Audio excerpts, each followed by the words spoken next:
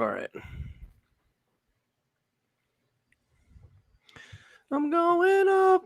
Okay. We're live. We were testing my internet, and I see Kyle fine. I hear him fine, but I have 119 download speed. Kyle's shit was at like 320. 365. 365. So let us know if it's choppy, if it's good, how it sounds, because we'll try for a little, but I think we're crossing the point of no return where my internet is really, really letting me down. It's shit in the bed. It used to be good money, but now it's been fucked up. Yeah, well, it's just everyone. It's just the speed that you have. Like, I think you have like whatever your company is. I think you got the base package. Yeah. And like to live stream on some shit, you need to get like a little bit higher up. So it's worth it if you just call them and upgrade it. Then we won't have like this issue again, and people will not, they won't have to watch us be choppy as fuck. So we'll get it figured out. We're rolling the dice on my end too, because even though my internet's fast right now, 365. Yeah. This is the internet that sometimes for me and Crystal, it just doesn't work. Yeah. When we're in DC, and that's where I am right now, sometimes the shit is just like, nope, we're just not going to work at all. Yeah. And so even for me, it's a risk, even though my shit is good right now, Yeah. I don't know. Maybe this test was a good thing, but yeah, my download Mbps were pretty low, but whatever. We'll rock it out. People said it's good so far, and they're showing love on our 2000 tank tops. You've got yours. Mine's like a hoodie tank top that I rock with, but I never understood this style. I didn't know why like the hoodie tank top became a thing, because it's almost like totally different worlds, right? One's like innovative and new, and your shit is definitely like 2000 but I'm not mad at it. I'm not mad at that look. Your shit is like it's winter and summer at the same time. Yeah. Which just confuses me. That's what I'm saying. I don't understand the practicality behind my shit, because it is kind of like, it's not sweatery on the inside, but it is a little thicker, and the hood makes it so you think you're gonna be warm, but your arms are open, so you're like, no, you're exposed to the weather shit. Yeah, my mind does not accept that there are cut off sleeve hoodies. My mind is just like, nah, because then that's so impractical. When would you wear it? And low key, like, everybody's right that what I'm wearing is a 2000s throwback shit. Yeah, yeah. But at the same time, I also feel like it's just a normal ass cut off shirt. Like, it's just all blue with just whatever this is right here. Yeah. With the Nike swoosh. Like, isn't this sort of timeless? Isn't this just as timeless as if a dude's wearing like a button down business shirt? It is and it isn't. I feel like that style with the stripe on the side is in that era. Like, they don't like now. But if it was all blue, like if it was all blue, would people say it's 2000s? If you got rid of these shits, would they be like, damn, that's a 2000s jump off? Or would they be like, that's just a shirt that's timeless, like wearing an undershirt or something? You know what I'm saying? Yeah, I think if it was all blue, I feel like it would be with the times, but the black stripe makes it that throwback. And I don't know, maybe there was like a certain outfit back in 2000 that was associated with just like I think those swooshy pants, and it had like a black stripe down the side, or the Adidas had the 3 stripes. Like those were the shit. Did you ever have those? Oh, of course, yeah. They came in every color. I think my sister had they were black, and they had 3 yellow stripes, but they had orange stripes. Like, they need to, Adidas needs to come back with those, because those were the Sambas have come back. Like, those Sambas are back in style. Everyone's rocking those now. They need to come back with those swooshy pants. I don't know what Sambas are, dog. Yes, 100%. You know the Sambas. They're I just typed it in. Let me see. Oh, I see. Yeah. These shoes. Okay. It's they're the 3 staple. The Adidas 3 stripe. Yeah. Mm-hmm. That one is back in style, and I know they come out with a lot of different colors on the stripes, but the pants, like the tracksuit, and I don't know if the whole tracksuit was ever like the shit. Maybe back when like only for mobsters. Only mobsters wore the top and the bottom at the same time. Yes. If you're not a mobster, you got to pick one or the other. I'm either going to wear the pants or I'm going to wear the fucking jacket thing, but you can't wear them both at the same time. It's crazy how, like, I wonder if Adidas probably embraced Run DMC wearing their tracksuit. They probably like that. But do you think they wanted like mobsters rolling around killing people in their Adidas tracksuit? Definitely not. No. But let me ask you about shorts, because shorts for me, like, I like to rock my shorts like right at my knee type shit. You know what I'm saying? And that to me is like a little bit of a concession to the times, because back in our day, it was like down below the knee. Like Yeah. we had the long ass shorts. We Mad went through far. that. Yeah. And then obviously the pendulum swung where it was like people wearing the tight fucking high ass shorts. Yep. And so for me, my cutoff is like, it's got to go to like, even if it's just like the top of my knee, like it's got to get there. You know what I'm saying? Yeah, you've always been you've always been a baggier basketball short guy than Yes. me. Mm-hmm. I like I love my legs. I feel like I got like big ass thighs and big Low ass key, calves. you got some good legs, bro. I got good legs. Yeah, you Like, do. You don't have the chicken sticks like me. I got them little chicken sticks, dog. yeah, but I think if you embrace that style, it's almost like, I mean, we've had this discussion. I think like the baggier jeans, like when someone wears a nice tight fitted pair of like straight dress pants or like a nice pair of jeans that's not skinny, I feel like that look just almost looks more cleaner, more like put together than a baggy look. Right. Yeah. It's the That's same true. thing with, the basketball pants. Like if you were to start wearing some shorter shits, a little bit like mid thigh, I think you'd realize like, yo, like this look, I could kind of freak this look regardless of how much. The trick with the legs is, and I do this even with my calves, you got to wear some high to mid socks. Yeah. That's just, I've never been a mid sock guy, bro. Even the world's strongest leg person is going to have that one part of their, between the foot, the ankle, and your calf, that little area there, like your Achilles area. Everybody's shit is like skinny as fuck, super skinny as fuck. It's true. So like it's not even you. But if you just wear some socks to cover that part, and then you just go right into the meaty calf part a little bit, you're good money. Bro, whatever happened to the mid sock though? Because the only options, you go to the store now and you got the ones that are just barely covered the back of your foot, like stops right at the ankle. It's either those or the shits that go all the way up to like your dick and balls. Like they go up to your knees, bro. Wait, they got socks that high? Nah, I'm just exaggerating, but right to the like very high.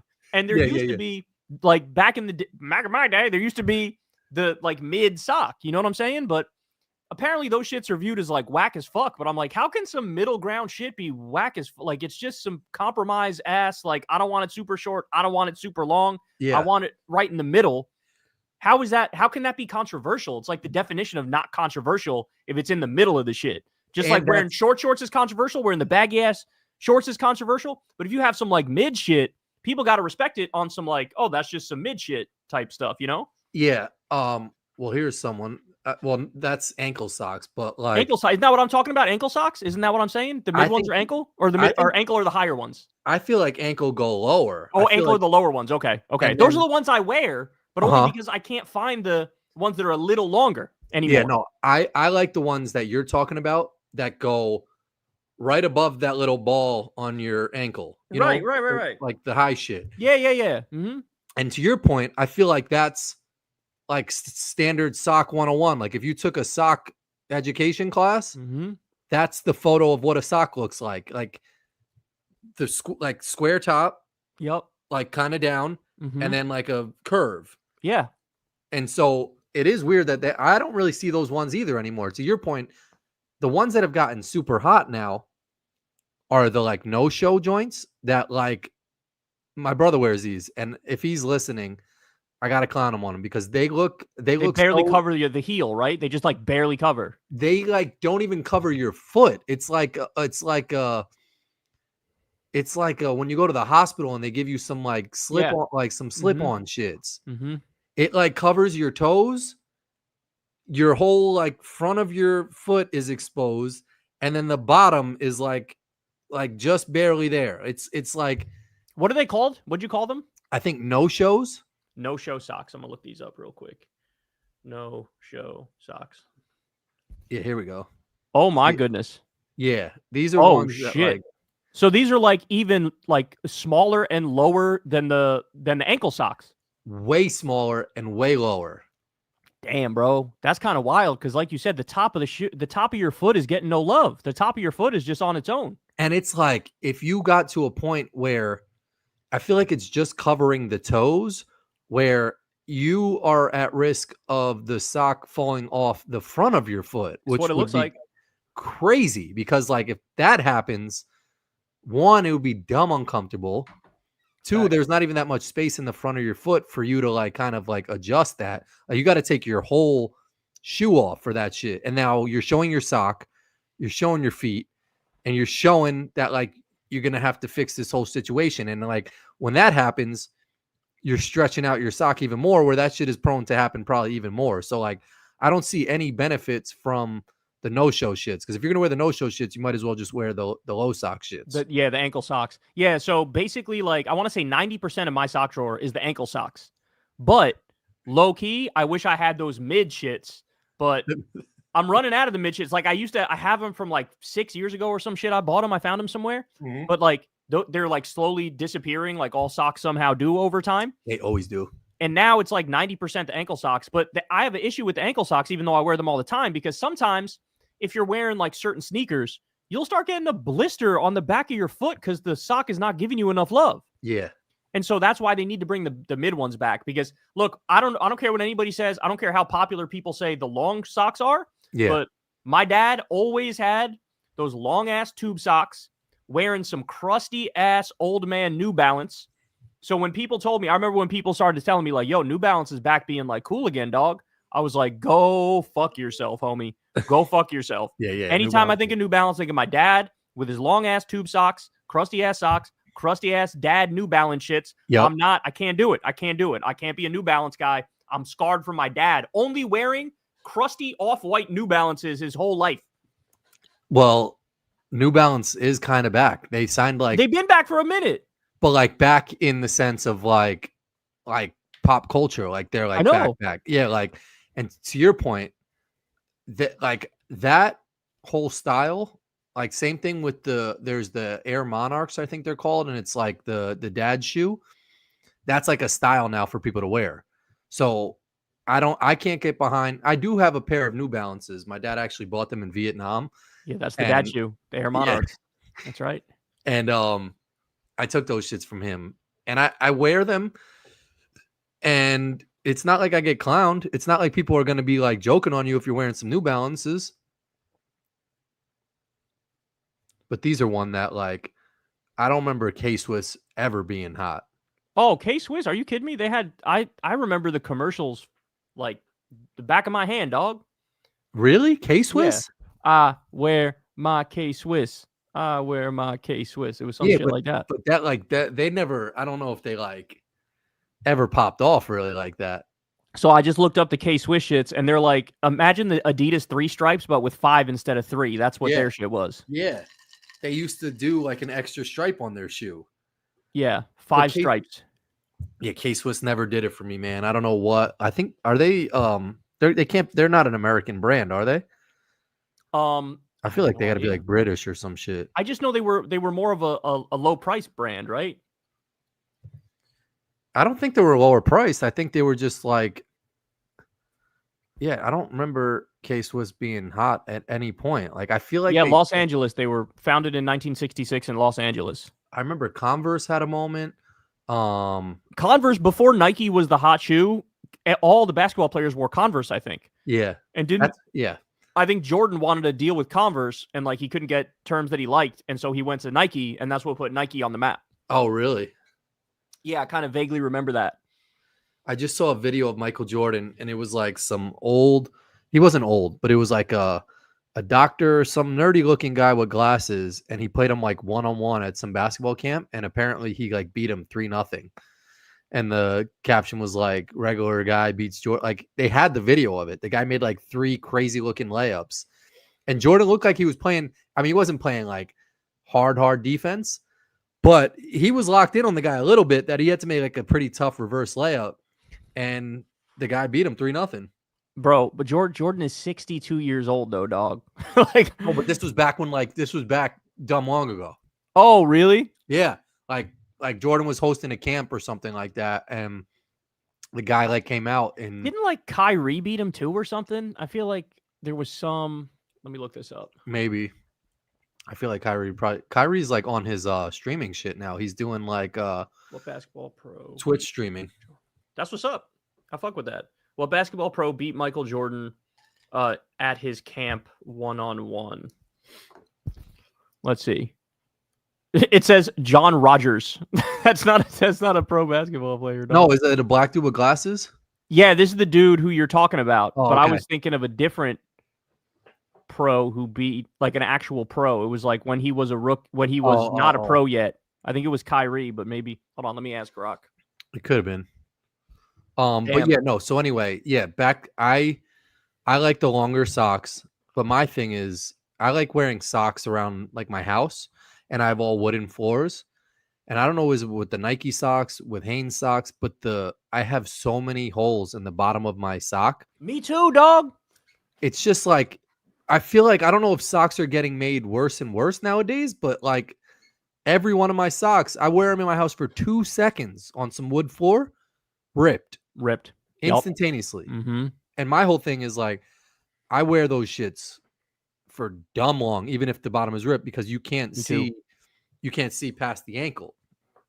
Yeah. But it's frustrating that like every one of my Nike socks, every one of my Hanes socks, that fucking bottom part rips. So I can't wear them. I got to get new slippers for my house. I know you're like a slipper guy. Right here, dog. Yeah, those look comfy as fuck. Those look new. They are new. Yeah, my other ones had a hole in them, so I got some new ones. And you just go like you're just Amazon comfy slippers, right? Mm-hmm. Uggs. They're all Uggs. Oh, nice. Yeah, I wear them outside. I wear them inside. I wear them everywhere. You know, people try to hate on Uggs for a hot minute, and then I think Tom Brady came out and was like, "Yeah, I wear Uggs. They're mad comfy," and everybody was like, "Oh, okay, me too." Like, I've been doing this forever. I did this all the way back in college. Yeah, I would always have a pair of Uggs that I would just wear everywhere. Everywhere. Like you'll go ice skating and they're like, "Here are your ice skates, sir." And you're just like, "Nah, you mind if I just wear my Uggs?" Like my slippers. Like we'll go to like, I think we've been at like out, I don't know if it's your bachelor party or just like going out to a bar, and the like a bouncer is like, "Dog." You're like, "Yeah, no, these are my shoes, bro." Like, or someone's been like, "Yo, what are you wearing on your feet?" And you're like, "These are just my shoes." Like I respect that, like because they look like shoes, bro. Like, you'll play basketball in those shits. You'll go bowling in those shits. You'll go to a funeral in them shits. You'll go swimming in them shits. Like those shits to you, like you need to get your own pair or like own design of that shit, because low key you're convincing me to get a pair, low key. Like I need to get a pair, bro. So here's you know me, dog. I'm all about convenience. I'm all about comfort, right? Mm-hmm. And so I remember it was some year my mom got me the slippers for Christmas, and I was like wearing them around the house or whatever, and I had to go somewhere, and I was like, I'm gonna just keep wearing my slipper. Like, who cares? Why would I put on sneakers? Like, I don't want to have to tie my shoes right now. Like, let me just go out like this. And I went out and came back, and I was like, I don't understand. Why wouldn't I wear these all the time? Like, they're super comfy. They pass for shoes, right? And nobody's looking. Nobody cares. And so why would I not just be comfortable and wear these shits everywhere? And since then, I do. Like, don't get me wrong. There are some times where I'll throw on a pair of sneakers or whatever. I got some nice Jordans that I've gotten for Christmas and stuff like that. Yep. And sometimes I gave you a pair of Iversons one time for my truck that you wore to the grave. I ran those shits into the ground, dog. I love those sneakers. Yep. But sometimes, like if I'm going to the studio or whatever, I'll throw on some business shoes. But most of the time you see me, I'll be wearing these shits and I'll be comfy as hell. And I highly recommend it, dog. I think you'd like it. I think you'd be like, oh, I see why you do this. I'm about to hit you with one shit. Well, and also I respect that like you have the fuzzy ones too. So even on like hot ass days, like you'll still rock them shits in whatever weather. Can't even feel it, man. I'm so used to, my feet are used to it. I can't even feel it. But yeah, a lot of people have said like, how are you not wearing sandals right now? And I've never been a sandals guy, dog. I've never been a sandals guy either. But you think you have smelly feet, low key? No, actually, Crystal has said to me that I'm like, as a person, I shockingly never smell. Oh, that's good. And I low key, I feel like I've probably taken advantage of that too, because like once somebody tells you like you don't understand, you don't have a BO. Yeah. You sort of feel like, do I really need to shower today? I'll pass on that shit. But you used to be the king of the Axe shower. Oh yeah, I would always spray that shit on me. I feel like everybody, in high school used to have mad Axe in their bag, and then would just spray all over. But bro, I looked it up, and it's true that there's a gene that determines like body odor, and that there's some people who don't really have a bad smell, it's because Mhm. it's literally genetic. And so I think I got blessed in that regard when it comes to BO, that like it would like, it's not like I can never smell. Of course I could, if I go and play basketball for 4 hours in 90-degree heat or whatever, like, yeah, I'll probably, but it's still not that powerful. Like it's Yeah. just not, it's not overwhelming. It's not overpowering. And so Yeah, I I got guess lucky on that shit. I can kind of vouch for that. I remember playing like for hours at Roosevelt, and then we literally just go back to your like couch shit and just like literally just melt into the couch. Like sweaty, we'd watch some show shit, and then it was a wrap. Like, and I would never, I don't like, there's people that you sit next to, like pre playing ball, post playing ball, eating, and you're like, this motherfucker stinks. I don't have any memories of like, yeah, getting in the whip. And like we would blast the AC because it'd be dumb hot. Mhm. So you would smell if something was off. Right. But no, to your point, I don't think I ever smelled. So kudos to you. But like I feel like lately I've been having not like an odor to me, but I don't like it's because I've like here's my thing. I got like kind of hairyish armpits, Uh-huh. and I use body soap all over my body or Mhm. whatever, and then I'll put like soap here and use that. Mhm. But then I'm like, if I'm using like shampoo on my hair to make that shit smell good, why am I not using shampoo on like just as hairy of part of my armpit? So It's I've a been good using point. shampoo in my shit. It's a good point. I've had that thought about facial hair. Like, Facial wait, hair too. That's another one. My shit probably yeah. stinks.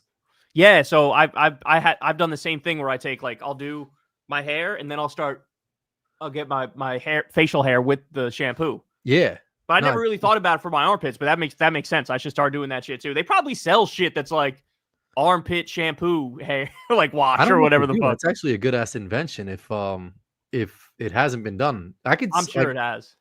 you think? I could go on Shark Tank and just be Definitely. like how like I you guys know they do like beard shampoo. I know they beard do beard shampoo, shampoo. yes. But armpit shampoo would be a good one. Be like, hey, Mr. Wonderful, you got armpit hair? He'd be like, yes, I do.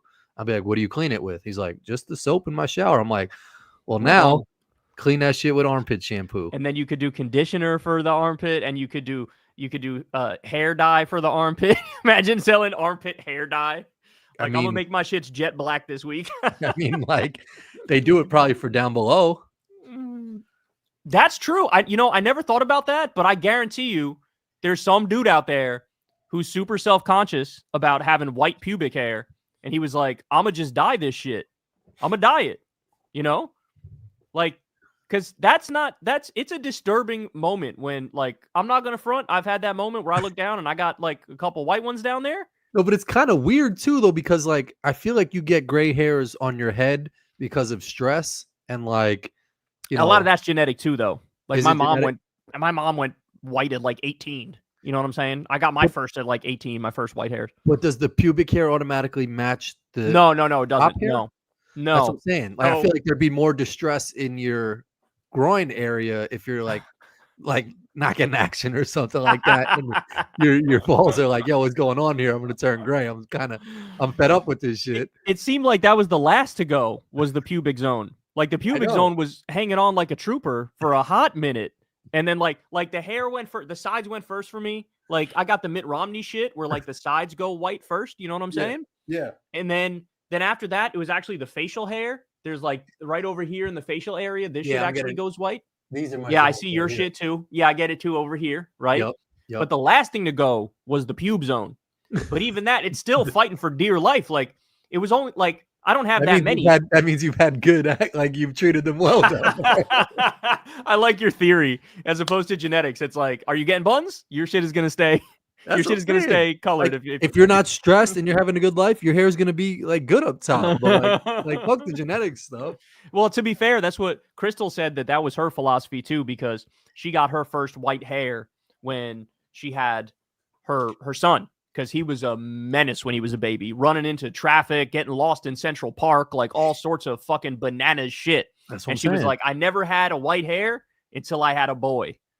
That's what I'm saying. And for me, I was like, I always felt like it wasn't that, because my shit started going white at 18, and it's like, what are you stressed at 18? You know what I'm saying? Did you ever try to like pluck one out? Because I feel like if you try to mess with one, then it's like if you try to hit a beehive with one of them shits, like all the rest of them are like, nah, fuck you. So if you try and pluck one, all the other rest of the gray hairs are like, nah, now we're coming out this bitch. I never plucked it because I feel like if you got one, you're gonna get a lot more. Yeah. So it's just a battle. But what I will say I did do when I first saw my first white hair, I went straight to CVS and got some hair dye and dyed my shit right then. Yeah. I was like, nope, I'm not losing this battle, dog. I am not losing this battle. Because there's one thing you could easily take care. It's not that hard to just put some fucking Just for Men gel in your hair for 5 fucking minutes, shower that, wash it out, and then you're good. Yep, and then I started so young that as I got older, nobody even like thought like, oh, does he dye his hair? Because I had been dyeing it since I was like 18 years old. Yeah. And so when I was 27, 28, 32,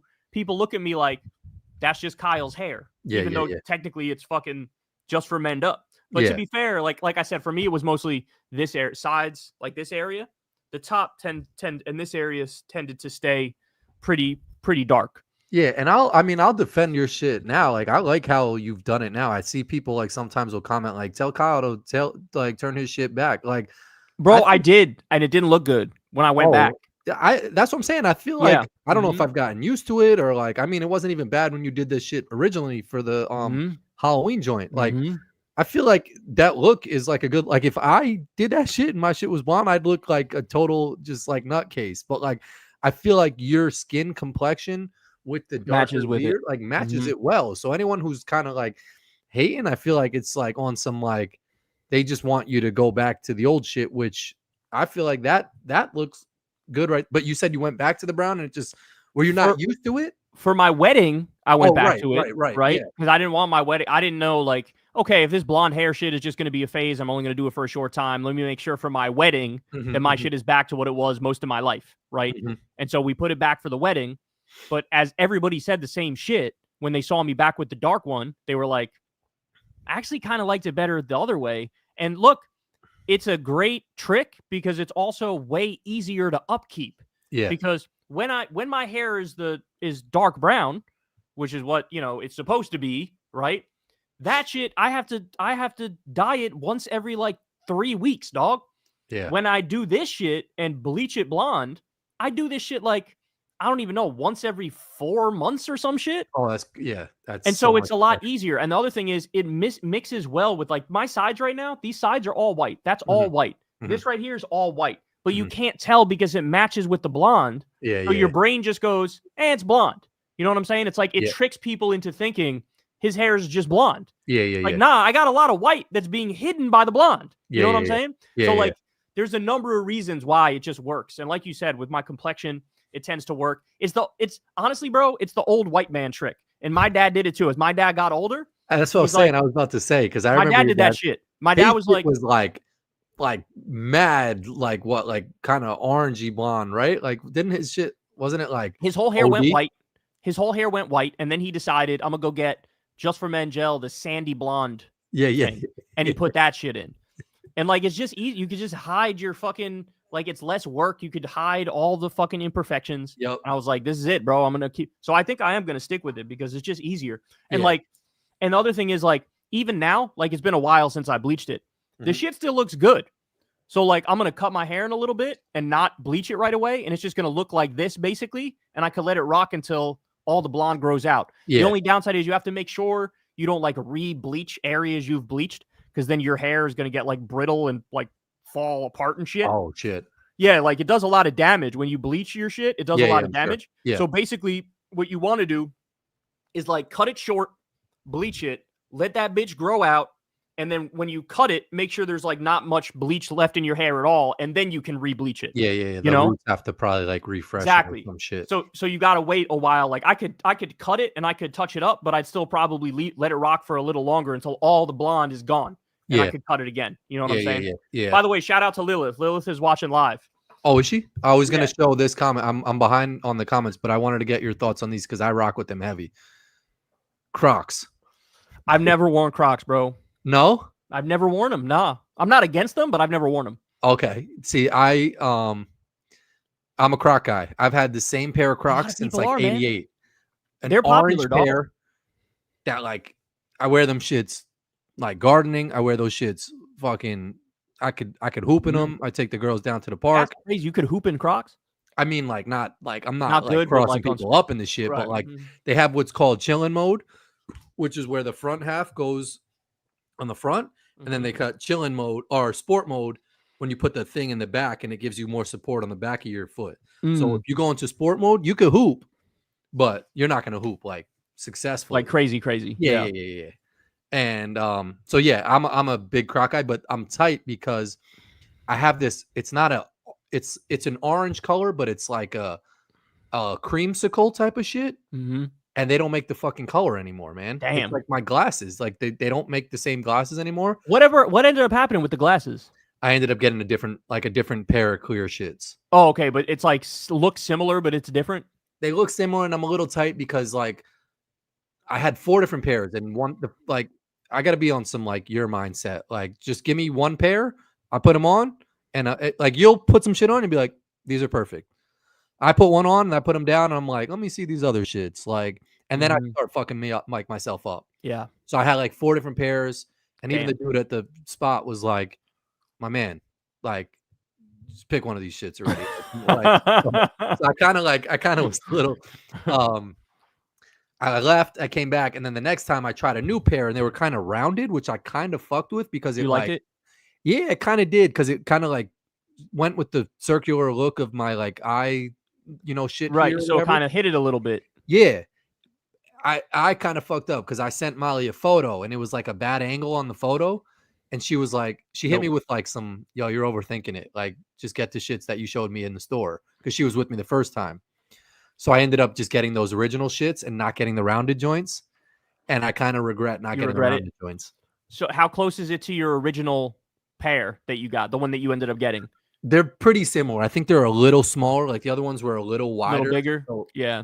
And that's my thing is like, I like that they covered these joints up here, and I let my last ones cover them up perfectly. The other ones like maybe come a little lower. So regardless, they're similar, but I think I fucked up not getting the rounded joints, and they were a little more like sophisticated looking. So I could have came off as like maybe I said some shit, and they're like, yeah, he's kind of smart. Like he does have the rounded glasses. I'm gonna sell you on the surgery though, dog. The surgery is the way to go, man. Shit, every day gets better. Today, 20/20 vision all day. Like my shit looks like my shit is like fully healed by now. My mom listens to this shit, and I think you're convincing her, dog. Like she's had very bad eyesight, and she does she couldn't really wear contacts either. Like she had some hard contact that she wore for a while, but then they bothered her eye, so she's back to her glasses. And she was like, I'm thinking about doing like Kyle might have convinced me on this shit. So I'm trying to get a 2-for-1 special out of her. So maybe if you see a $3,000 super chat from night 3305657, that's my mom paying for my surgery. Yeah. So what I would say to your mom, and I'd say this to everybody too, make sure that you don't get LASIK, get Smile. Yeah. Because Smile's the one that's not going to have as many side effects for most people. But they still have to make sure you're a candidate. They still got to look at your eyes and make sure. Yeah. Some people who have like thin corneas just can't get either one of them. But I'd be curious to see if I'm a candidate because like I feel like my eyesight's not as bad as yours. Like yeah, I think most people are candidates. I think. Okay. But some people with just very thin corneas. But my shits were thick as fuck, dog. Yeah, my shits were like good to go. I could have gotten any of the surgeries. But shout out to your corneas. That's what's shout out to my thick ass corneas. But now they've been fucked with, but in a good way. But dead ass like you would fucking. I think you would love it because now I don't have to think about anything. Like, I know. I'm just good. I don't have to wake up. Like I could shower and see everything in the shower. I don't have to worry about contacts. I don't have to worry about cleaning my. I was one of those people. I would smudge the fuck out of my glasses without even doing anything. Yep. Like I put my glasses on and just walk around for 5 minutes, and my shits would already be smudged. And I'm like, how is that possible? I didn't touch them. I didn't do anything. Yep. And it's just like my eyelashes hitting the glass and like fucking smudging it. You know what I'm saying? Yeah. No, I'm envious because I every day I go into my contact drawer and I see them like dwindling less and less and less. And it's kind of like I gotta go back. Yeah, it's like a death sentence of like I'm gonna have to reach back at like because my boy is an eye doctor and his brother runs the eye shop. So like they can bless with contacts, but I have to like still like I talk to them, but I gotta hit them up on some like, yo. And it's gonna be like, yo, you well on contacts. Like so I'll have damn. I'm gonna have to cross that bridge eventually. And every time I go into that drawer and I pull 2 more contacts out, I'm like, damn, that's just like closer to my day of like having to re-up my contacts and figure out Am I going to go to them? Am I going to go back to my shop? How much is this shit going to cost me? So, I mean, and the way you convince me is like, it's not even that much. It's not even that expensive, which is the crazy part. Well, so that's the thing, right? Is that like if you do the math on how much money you spent in your life Yeah, on glasses exactly. and contacts, Yep. anybody who has glasses or contacts, sit down and do the fucking math. This is how much money I spent on glasses and contacts in my life. Yep. Then you compare it to the surgery. And by the way, at least the place I went and a lot of these places, they offer financing too. So you don't even need to pay that shit all up front. You could be like, I'll pay you fucking $70 a month or whatever. You know what I'm saying? I love that. Yeah. And it was, I think what they, Crystal said, I think it was $2,400 per eye, which That's is not bad, bro. Not bad considering what you're getting, dog. Yeah. No, I agree. And it's quick. Like I said, I guarantee you, there's not a single person listening to this, unless you're really weird and unique. But for me, I would much rather get this done than go to the dentist. Yeah. Like just the drilling in my mouth. Like sometimes I feel like I can't swallow and like I'm about to choke. I like can't breathe when I'm going to the dentist. This shit, they gave me Valium. They numbed my eyes. They were in and out that bitch in 6 minutes. Good money, man. Like just perfect. Here's Molly. She said all pairs looked exactly the same. She's bugging because the last one with the circular joints, she different shapes in person, right? And I sent a bad angled photo, and I think she was just fed up with the glasses conversation, and hit me with like a just go back with your old shit. So, yeah, I'm a little upset. But, no, but to your point, Corin, though, like I think you think a little too much of my ability to pick something and make my mind up. Because I've seen you just be on some like, give me the green shits. But that's the thing, right? Last time I got glasses, I was in the same position as you, where first of all, I had a bunch I wanted, and since my prescription was -7, they were like, Lens Crafters was like, you can't get those. I was like, bro, what? They're like, yeah, you can't get those any glasses. No, there's certain ones you can't get when your prescription is as bad as mine, because even if they slim out the glasses as much as they can, they're so thick. Yeah, they're like, you got to go to the Beatrice section over there. Basically, they were like, what they said to me was like, you can't get those shits. Like those, any ones that are like the frame being too long or some shit, they were like, it doesn't work with your prescription. It looks stupid. They told me straight up, like, your shit'll look stupid if you get those. I could picture you and like 4 other like 90-year-old grandpa and grandmas in one section looking at some shits, and they're trying them shits on, and you're like, those look good. But that's actually what happened. So I had to go. They narrowed it down for me, like, hey, here are like the ones you can theoretically get. Yeah. And then of those, I picked out like 4. And I was going through them, and I was trying to, and I was like, fuck, I don't know which one of these shits I want. And so what I ended up doing, I think what I ended up doing was going with like which ones look the most simple. That's what I did. So it's like, I like all these, but which one is like the one that is the least loud and obnoxious? And that's what I went with. But it was not easy. That day was not easy. But I do the shit you're talking about when I don't care that much. You know what I'm saying? Yeah. I'm just like, okay, I'll take that one. Like that's when I don't really care about it at all, you know? Yeah. No, I've seen that, and I've been impressed by that, because like there's moments where I'm like, damn, I would have been thinking about that shit for like 10 more minutes of like what color or what design or whatever. And you're just like, give me the basic shit. Yeah, that font is fine. And keep it moving. But with the glasses, I started being like, oh, where's the bridge of the nose on this shit? I get it, man. I bottom of this shit. And then one was like, there was a section called like low bridge nose section or some shit. And I tried the shits on, and I was like, these actually look really good. And the guy came back over, and he was like, you know, honestly, that's just the side thing is a little wider. I'm like, why would you say that? Because I was actually fucking with these. He was like, and you don't have that problem. And I was like, all right, whatever. They threw a curveball at you and fucked up your whole flow. You were like, I was vibing with these, man. I was vibing with those shits heavy. But no, I had Lilith's shit on. Oh, Molly says she remembers you sending me a few options. I guess last time maybe when I needed glasses, and there's some shit like that. But shout out to Lilith. She's a real one, man. She's still an OG. I'm happy that like I got to meet her, and I think it was her husband at the wedding. Is he still like a congressman or some shit? Lilith is awesome. No, he was running for something. Oh, yeah. She has ballet flat Crocs and wear them all the time. That's what's up. What are ballet flat Crocs? Because I just have like the diesel joints. I didn't even know they made like a ballet style thing. But there's a lot of people that are just all Crocs all day, dog. Yo, it's so easy. Like they're fucking indestructible. I've had my pair since I think they got to be going on 7 years, 7-8 years now. 7-8 years with the same pair of Crocs, dog? Same pair. The only thing I will say is like when I go to like there was the Walmart in Illinois. The bottoms are so worn in that anytime I wear them on like a driveway or something where it rains, those shits are slippery as fuck. Like I almost bust my ass every single time I wear those shits. That's what happened with my. So you commented on how new my Uggs look, right? Yeah. Because the ones I had Uggs that I had worn into the ground that had a hole right here, and so when it rained outside, the water would get into my foot. Like I literally wore them until they had like multiple holes and were like falling apart, and that's when it was like, okay, I got to get some new ones, you know.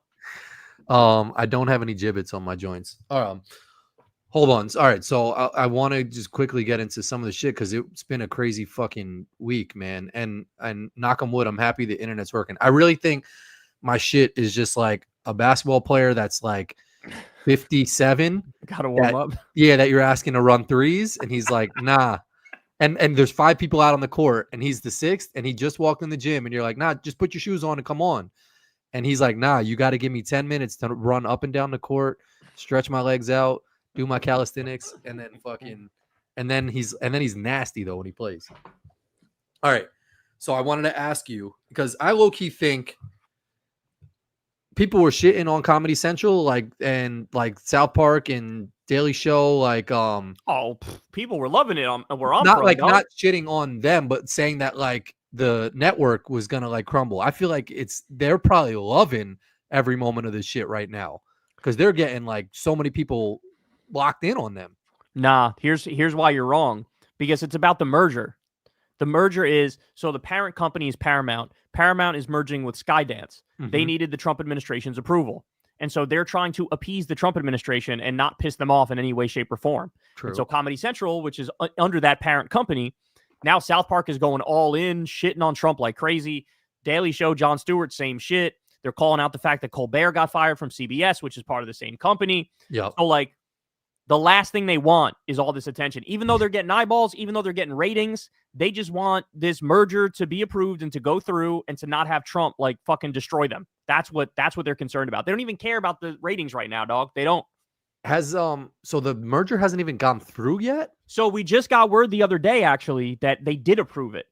And so I think that came out like the day of the South Park thing. The merger already went through, so they have to reverse the merger if Donald Trump wants to pull anything crazy, which I could see him doing that shit any minute. He really wanted to. He could be like, I'm cutting it off. They didn't abide by the deal. Yeah. Now you got the FCC chairs acting like, oh, we're going to have a bias monitor at 60 minutes to make sure they're not biased. And it's like, bro, this is crazy. They're like, they're trying to make sure all the media bends the knee to this asshole. Yeah, and like shout out to what is it, Trey Stone and Matt Parker or something? Matt Parker and Trey Stone. No, what the fuck? You just ruined me.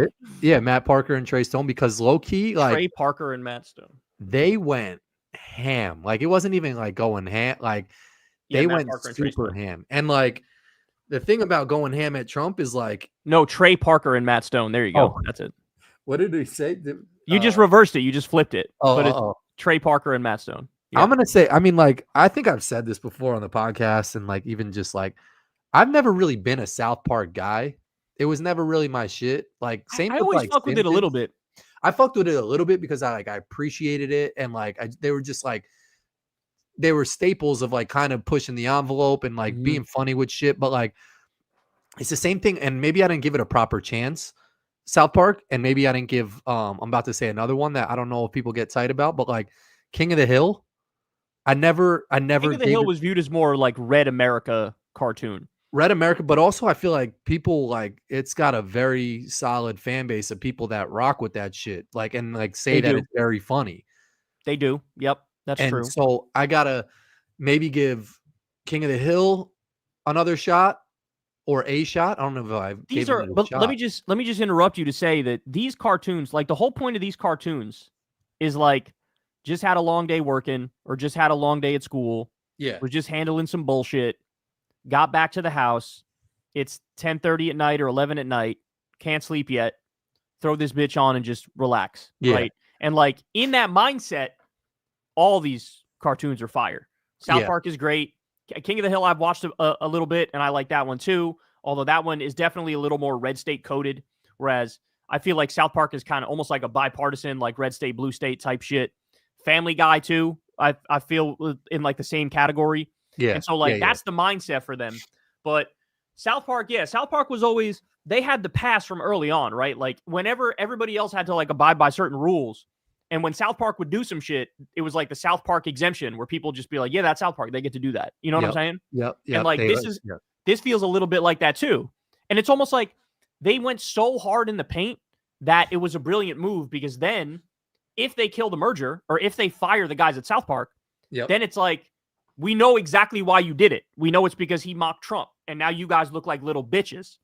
And so that's the benefit. It just proves that like having a really good, strong, relentless offense is actually a good defense too, because then they can't do shit to you because you're laying it all out there, you know? Yeah, that's Trump 101. I mean, that's what exactly. But so what is your what were your thoughts on the episode? Like when you first saw it, great. like it was like hilarious. were you I was like kind of shocked they were even showing like a little micro penis on that shit, and like just going like they went ham, and like Jon Stewart did the same shit. Like he was saying fuck every other word on his show. Like I think you said it, like they're trying to maybe sabotage Comedy Central on some shit to fuck up the merger even more because they're that mad that they paid the money. Yeah, I mean, they were letting everybody know, like, we're not going down without a fight, dog. Like, we're going to take this flamethrower out and point it in every which direction. And they did that. And when I watched that South Park episode, I watched the whole thing. Somebody posted the whole shit on Twitter the next morning. Yeah. And I watched the whole shit. And it was just classic South Park, right? It was like, I don't give a fuck, and I'm just going to fucking call it like it is. And Trump is a fucking pathetic, petty, vile little cretin, and all he wants is more power and more money and more control. And he fucking is a debaucherous freak. And so it was like calling him out on his fucking Epstein shit and being a pervert and like fucking Satan and having a tiny dick. I love the tiny dick part is great because we all know it's true. We all know he's got a tiny ass meat. Yeah. But they made it super explicit. Where like you said, they showed like a little fucking AI generated micro penis on him. And I was like, damn, I can't believe they're actually doing this and getting away with it. Yeah. The shout out to Baghdad, Iraq. The crazy part is just however he watched it. Cause he watched it, like someone showed it to him. So like, I would have like loved to been a fly on the wall just to see whoever showed it to him, whoever was the first line of defense that had to watch that shit and be like, damn, we're going to have to show this to the president. And just like what his thoughts on that were, because cause they went ham. So unpopular opinion, but if I'm the president and some like cartoon comedy show makes fun of me that hard, I don't need to see that shit. He does, because he's like a fucking he's so self-obsessed that he's like, I need to know everything everybody's saying about me all the time. But if I was president and some cartoon came after, I'd be like, I'm not even gonna watch that shit. Who cares? You're right. I mean, like he shouldn't care, but the first thing he did was turn that shit on. Yeah, that's how he is. There was a funny thing. I think it was Lizzo. They made fun of her on South Park because she was like eating or whatever, had Ozempic, and she was live streaming watching the episode. So like she saw her character and she got all excited, and then they started going ham on her, and her whole face and demeanor changed so fast, like because they started going crazy on her.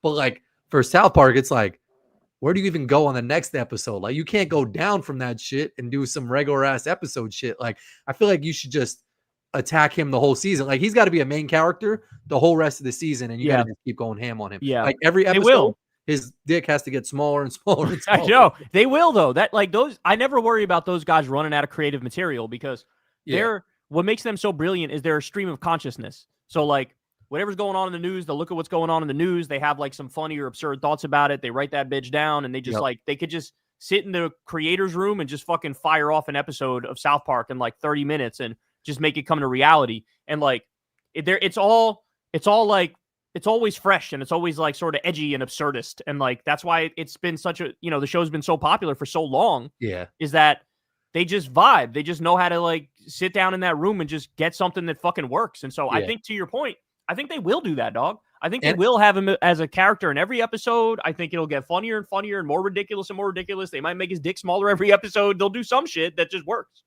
But it reminds me, like, in a way, and not like it reminds me of like me and you on some like just regular shit. Like, it's just a boy and his homie, and they just it's like they don't overcomplicate it. It's like Oh, here's an episode about Yeah. Trump. He's If got they a think small something ass is dick. funny, if they think something is funny and stupid, they'll just say it. Yep. And they'll just run with it. Yep. It could be the dumbest idea ever, but if it makes them both laugh, they're like, put that shit in there. Put that shit in there. You know? And that's what people appreciate. Yeah. I remember I went to, because my sister lives in Denver, and I don't remember what it was, but one time it was like snowing, and we had to, or we were going up to Vail or Keystone or something like that, and we had to drive like a detoured way, and it was through, or like South Park, Colorado was like maybe a half an hour out of the way or something like that. I don't know if we drove through it or if I wanted to drive through it, but I can't remember if we actually drove through it. We might have drove through it, and I might have took a picture at one of the signs, but like it's an actual spot that like people go to, and it's pretty dope.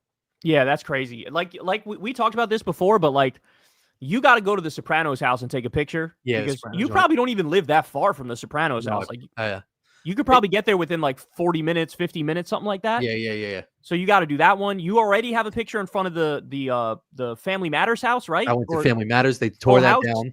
Full House. Yep. You got I went all to the bangers, Home Alone shit. The Home I Alone went shit. to Isn't that in DC? Is that in DC? No, that's Illinois. That's okay. Wilmette, Illinois is the Home Alone shit. Okay. But then I went to the Breakfast Club because I don't know what it was. I think one day I just watched the Breakfast Club when I was living in Illinois, and I looked up like where the field was for the episode, and it was like 25 minutes away from my crib. Oh my God. So I went, but they like tore down the whole shit. It was like a police department or something like that. Like there's certain staples that like you can't get rid of some shit. Like there's streets in New York City that like if it's a brown street sign or something, like you can't do any construction or like tear down the homes or something like that because it's like historic landmark or whatever. There should be the same type of shit like that. Like you can't tear down the Family Matters house. I don't Definitely care not. Yeah, if you're doing the not. whole block, you know, like You there's certain shit that you just can't you can't do it. There was in the movie, was it Goodfellas or Casino? I'm not sure which one it was. It was either Goodfellas or Casino. No, there's a house that's literally right in between where you and me grew up. Like if I was driving to your house or you were driving to my house, we could turn onto this road, and that's the house in the movie Goodfellas or Casino. Oh, for real? Yeah, you never knew that? No. Yeah, it's the scene where, again, I forget if it was Goodfellas or Casino, so I'm sorry about that, guys, but it's in one of those movies, and it's the scene where, I think it was Goodfellas, come to think of it. The scene where, what's his face, Ray Liotta, like beats the shit out of some guy in a driveway. Oh, that's kind of dope. And that's literally right in between where you and me grew up. Where wow. If I went to your house, I could stop at that shit and then go to your house. You know what I'm saying? So the Shameless house is another one. They have that in Chicago. Corin's got a picture with that one too. The Shameless one was dope. And they were smart because that was like someone's actual house. Like it was kind of in the hood. And they had a porch, and the lady was just posted up on the porch, and she had like a little tip jar shit. And everybody that took a picture, she wouldn't like ask for money, but she would kind of like like point to the shit, like make you feel like you had to throw some shit in there. So like shout out to not a bad life idea if it's like, let me buy a famous house and then charge people like $1 to take a picture. Genius. That's what I said. Like, because when I went to the Full House, the shit was for sale. And I was thinking like crazy, bro. Like some rich person should just buy the shit, like put a tip cup outside there or put like a $5 per photo, or like renovate it to look exactly like in the show and do tours. That's what I'm saying. Yeah, like there's so like that's why even Jordan's house was on the market for so long. Like just buy that shit and give tours. Someone tried to Airbnb it, but I don't think it was successful. That's wild, bro. That is such a staple house, man. That's yeah, such a staple house. By the way, idea for our next podcast. Tell me what you think about this. You need to, and you have this all probably just chilling in your phone, maybe even in one album. Yeah. But like you and all of the celebrity pictures you have. Yeah. We got to, for one of our podcasts, we got to go through every single celebrity picture, and you can tell the story for every single one. That would be a good ass podcast. Because guys, I'm not kidding you when I tell you, Corin has more pictures with famous people than I've ever seen anybody in history. I got a lot. Bro, I would be sitting there like back when I used to work at the car dealership or whatever. I'd get off work, I'd go home and lay in bed, and I just get like a text message from Corin, and it's like, bro, why are you hanging out with Shaq? Yeah, how'd you get it? Like, what the fuck? What's going on here? Fast forward a couple years, I get a random text message from him like, are you playing basketball with Justin Bieber? What the fuck are you sucking off P. Diddy right now? Nah, yeah, that was Corin, is that Harvey Weinstein? What are you doing with him? Bro, low key, I might be in the Epstein files, bro. Like, stop playing with me. We found Corin on Epstein Island. He's got pictures from over there. Bro, if I had a picture with Epstein, that would kind of be epic, man. That would just be like, that would be the icing on the cake. If one day I just Bro, sent you a text and it was like, yo, he wanted to play ball and like we just started hooping. He was nice. Bro, I swear to God, you guys just missed eras. Like if you were a little younger, then I feel like it would have been like you would add a picture with Epstein on some shit. Oh my God. I mean, the most famous I would have to say is Obama. That was like the coolest one. So you say Obama. I was going to say Taylor Swift, but Taylor Swift. I forgot. Yeah. I think you're right, though. I think Obama eclipses Taylor Swift just because he was the president. You know? Yeah. Like the fact of but like low key, like when the whole shooting thing went down for Trump and like people were getting mad at his security and like Secret Service and shit. Like when I met Obama, I was already in the Boys and Girls Club that he was coming to. All his security did, like before he came, was like, hey, you got to clear the gym because that's where he's going to be in. So like we could have went to another room or something like that. But once they like checked the building, like anybody could have came into that shit. Like it wasn't that, you know, yeah, it's not high. Of course. It was like it was on some regular shit that like I forgot exactly what it was, but after they cleared the gym and did their shit, I was like, I remember being like, someone could just come in here and like do this type of shit. Like it wasn't like, yo, they had to check our IDs and get our name and do this and that, and now the building's locked down. So like low key, they're just regular ass people like we are too. You know, they're just trying to obviously protect the president and they work for a security company.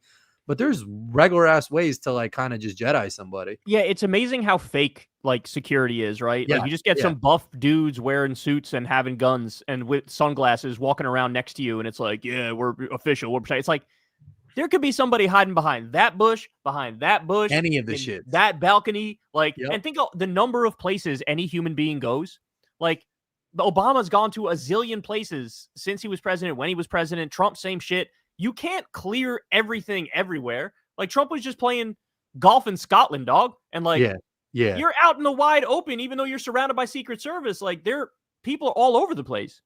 And I wanted to ask you about that too. Like, because I feel like every other clip, and we could, I'm going to get to some of the super chats in a second, cause we're about an hour in. You good, Kyle? Yeah. Okay. Sure. Every other clip I saw was Trump playing golf, and obviously they would show his good swings and shit that like got sent out was probably stuff that was like, there was no like, I didn't see any like real shanks or any like terrible shots or. I saw a bad one. They had some bad one. What? Yeah. I mean, you have a little bit of background of like kind of some stories on Trump playing at Wingfoot and other places, like, but there was a situation where his caddy threw the ball down and like. You saw that video, right? I saw the video. Like, but like, what's your overall? You think he's all right at golf? I mean, like, is it impressive that he's playing at his age? Kind of fuck him. He's not that nice. Like, what was your thought? Because I saw him make a putt that looked kind of crazy too. Yeah, that putt he made was good. I'll give him that. So let me break this down. So in terms of his skill level, I would say Donald Trump. If Donald Trump were to play good, he could shoot maybe 85, 86 around there, right? Which is good. Like that's actually good. Like that's better than most golfers who play golf. And he's what, 78 or something? He's 79. But he claims to be, depending on when you talk to him, either a scratch handicap or like a 5 handicap. He says he shot like 67 in a fucking club championship at one of his courses. That's a total lie. Just a disgusting, over the top lie. So to answer your question, is he good? Yeah, he's good, especially for his age. He hits the ball well. He's probably better than Bill Clinton, definitely better than Obama. I've seen Obama play, not great, right? But the problem is, and we knew this even before he was president, because one of our friends, his dad is a member at a very exclusive club, and Trump is a member at that club. And he did exactly what he saw in that video. He was telling us from back in like 2003, he was telling us stories of like, I played golf with Trump. He hooked a shot into the water. He would just go over there, drop that shit and say he found it. He'd hit it. He would make a 7 on a hole and be like, give me a 5. Like he also talk about psychotic shit. He would drive a golf cart up like right next to the green, which anybody who plays golf knows. You don't do that. That's no. You never do that. They'll kick you off the fucking course if you do that. Yep. Because he's lazy. He doesn't want to walk very far. And by the way, there's actual videos online already. Trump has played in these like celebrity golf events and shit. Every celebrity who's played with him in these golf events, they all have stories of how brazenly he cheats. I'm sure.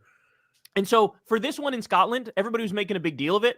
I will say that this was not like a tournament. It wasn't official. It was whatever. So to like throw a ball down and hit it, that's fine. Like there's no problem with that. Usually if you're playing in like a non-tournament, everybody might, hey, I'm But I gonna feel like the way he tried to do it on some coy sly shit. But that's a good point, right? Is that it wasn't like if Trump went up there himself and had the ball and was like, I'm dropping this here and then hit it. It's like he's letting everybody know, yeah, I'm just out here. I'm not doing an official round, whatever. But the fact that the caddy low key on some shit, like threw it, like trying to pretend like it was there all along.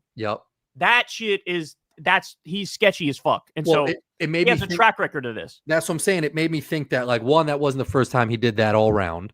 And Correct. Two, he established something with his caddy early on where it was just like, if anything's out of play, hook me up. Yeah, walk up to it real quick like you're looking for it and drop the shit. So like a caddy doesn't just do that without your person that you're caddying for giving you the okay blessing. Correct. Be like, yo, drop a ball. My shit gets lost. Find a spot for me. So like, it's crazy that the fucking president of the United States is setting this standard to like a caddy of like right out the gate, yo, let's cheat.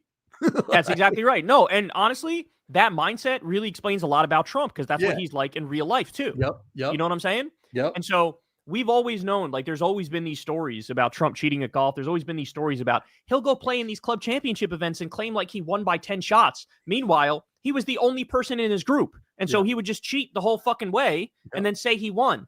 So he's a real loathsome piece of shit. He really is. Yeah, he is a piece of shit, man. And when I saw that video, it's just like, it validated the story that we heard from, I mean, like that I heard, you've heard many, of when he would play at the club with the kid's dad we knew, and that he would just drop balls and kind of like just be a crazy cheater and like and just lie about it brazenly too. And that just goes for everything else that's going on. And the fact that like I love that like everyone's calling him out in Scotland of like and I don't know wherever else he's went of like, are you doing all this shit because you're in the Epstein files? And like so like it's just funny that like I don't know if a lot of shit is getting done, but it seems like a lot of shit is getting done that is just a distraction from these fucking Epstein files. And every time he does talk about it, he gets super tight. He gets super kind of like aggressive and like gets out of character of like, why are we still talking about this shit? And the fact that he's even putting on the table that he can pardon the whatever her Maxwell's shit is Ghislaine Maxwell. Yeah. He's going to do it. He's going to pardon her for sure because he's going to have her clear his name. Yep. And she's going to say, oh, it was only Democrats. And here are the Democrats that were doing fucked up shit with kids. And then he'll pardon her in exchange for her saying, like, Trump had nothing to do with Epstein. Trump did nothing wrong. And so it's already happening. They're already talking to her. She's already, like, giving them what they want. It's 100% going to happen. It's also just wild to me that, like, obviously people know Charlie Kirk and Alex Jones were, like, lying their whole career. But this, like, solidifies the lies even more. The fact that, like, they're still riding with him. Still riding with him. Yep. It just proves so hard that like they've been lying to you this whole time. So if there's anything that like you've tried to ever say that they were right on is a lie. They're just lying. Yeah. Alex Jones was like, the Democrats were tampering with the Epstein files and that's why Trump couldn't release them. And it's like, you fucking silly bitch. Like, this is pathetic. This is pathetic. You're a grown man and you're fucking bending over for this bloated geriatric fucking pedophile freak.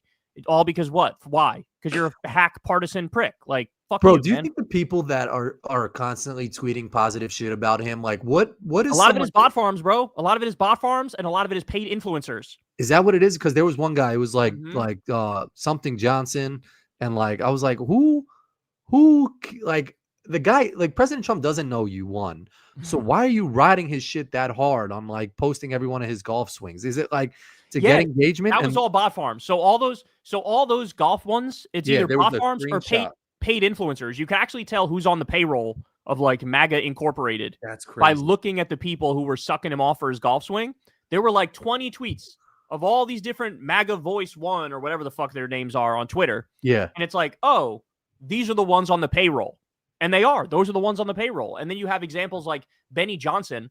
This guy has had his view level. That was it. Benny Johnson. His view level on YouTube has been the same. It's been consistent. Yeah. But recently he started like growing subscribers on YouTube where he's like 4 times more growth than the person who's in second place. And being somebody who's on YouTube, I know this as a matter of fact. Anybody can tell you this if they've been in this business. That's fake. If you are gaining 4 times as many subscribers as the person in number 2, but your view levels have stayed the same, That is, you are buying subscribers. Yeah, That yeah, is yeah. fake. That's artificial shit. Yep. And so that's what these people are. It's a lot of bots. There's MAGA bot farms and there's paid MAGA influencers. And that's where we're at. And everybody else who's doing the dirty work for free are the biggest fucking rubes on the planet. Oh, yeah, there's yeah, that's I don't know why I get a lot of that shit in my feed, but I constantly see these like fucking people just like sucking them off, saying all this shit, and I'm just like, I don't follow them. I didn't sign up for them. Why do I keep getting? And luckily, I don't get a lot of Elon Musk shit anymore because I feel like I don't know if he's quieted off, but his stuff hasn't been popping up in my feed too much. And look how diesel this bottle is. I actually saw the Vanguard drink in this joint, and I was really curious to try it. I've done a lot of like 1 minute short videos of like just there's so many different types of water, and this is one that I looks good, looks tasty. I like that it's in a glass bottle. Have you ever seen the water that's in a boxed water? No, I've never seen that. That one is no good. Like, oh, really? Yeah, because same thing with the cardboard straws or whatever. Is it not cardboard? Oh, paper straws. Paper straws. Yeah. They crumble, and the cardboard on the boxed water is the same shit. Like the top gets all bitter. Like it's not a good water experience. And this is coconut water. Molly likes that shit. It shouldn't be anybody's jam. It's the same shit. Krista loves it. I don't like it. I don't know if it's. I mean, like I actually been to like DR where they've cut the coconut and drank that water, and that shit I feel like at least is giving me, making me feel a little healthier. But I don't know. I'm not a fan of coconut water.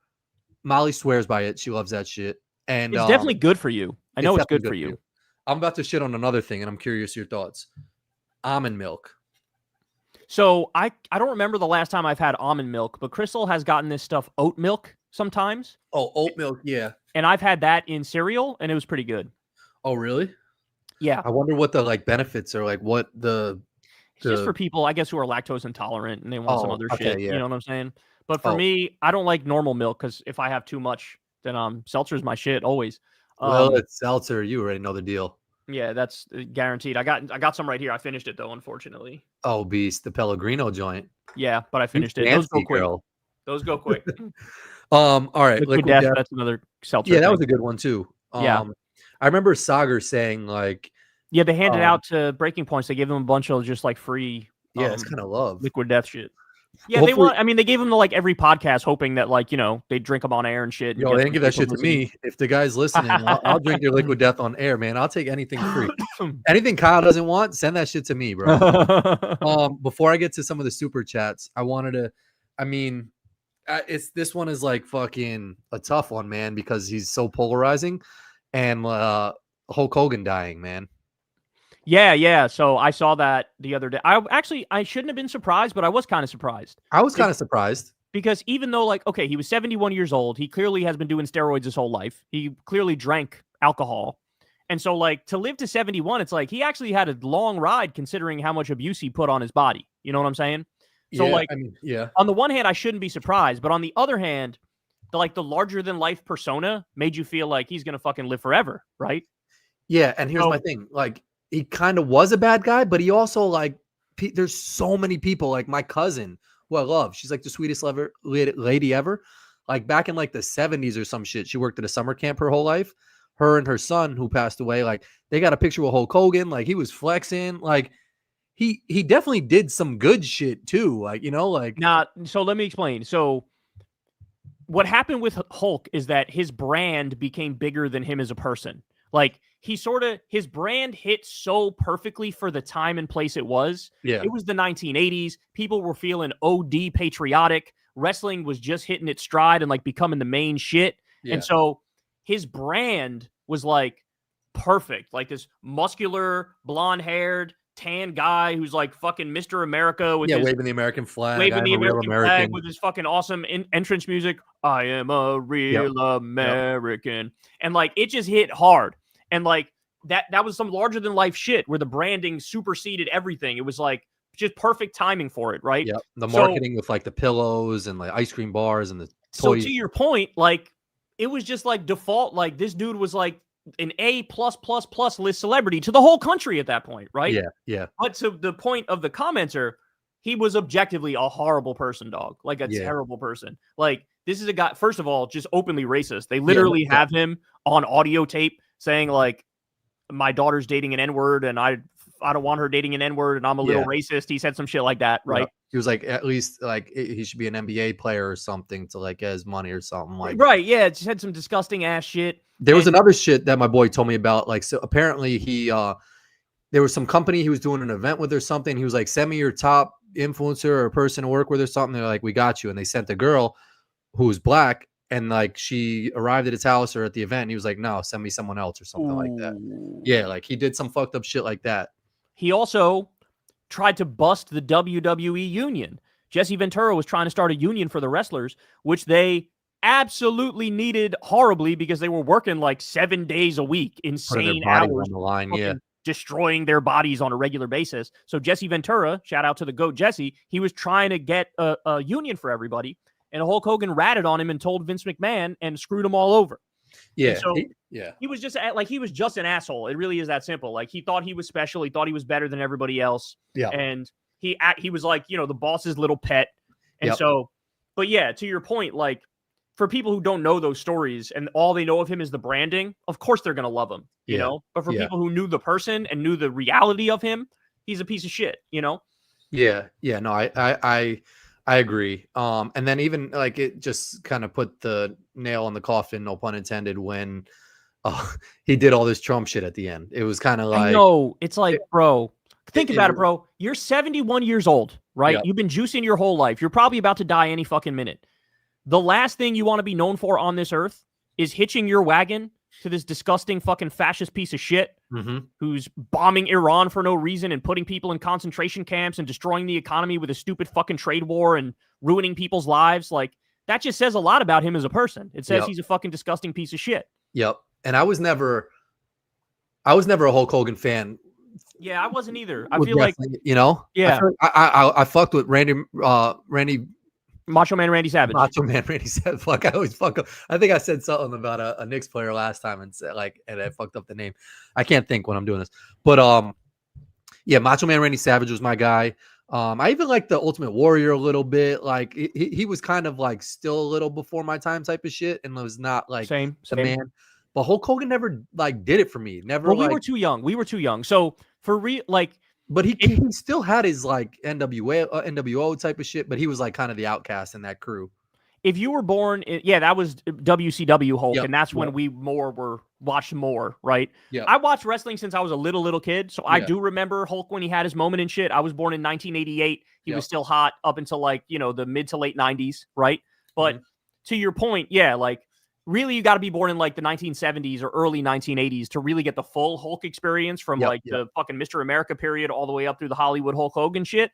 For us, it was more, I really came into my own and watched wrestling all the time when it was the WWF Attitude Era. That was my shit. Right. Yep. And shout out to X-Pac. X-Pac's my boy, and he watches the show.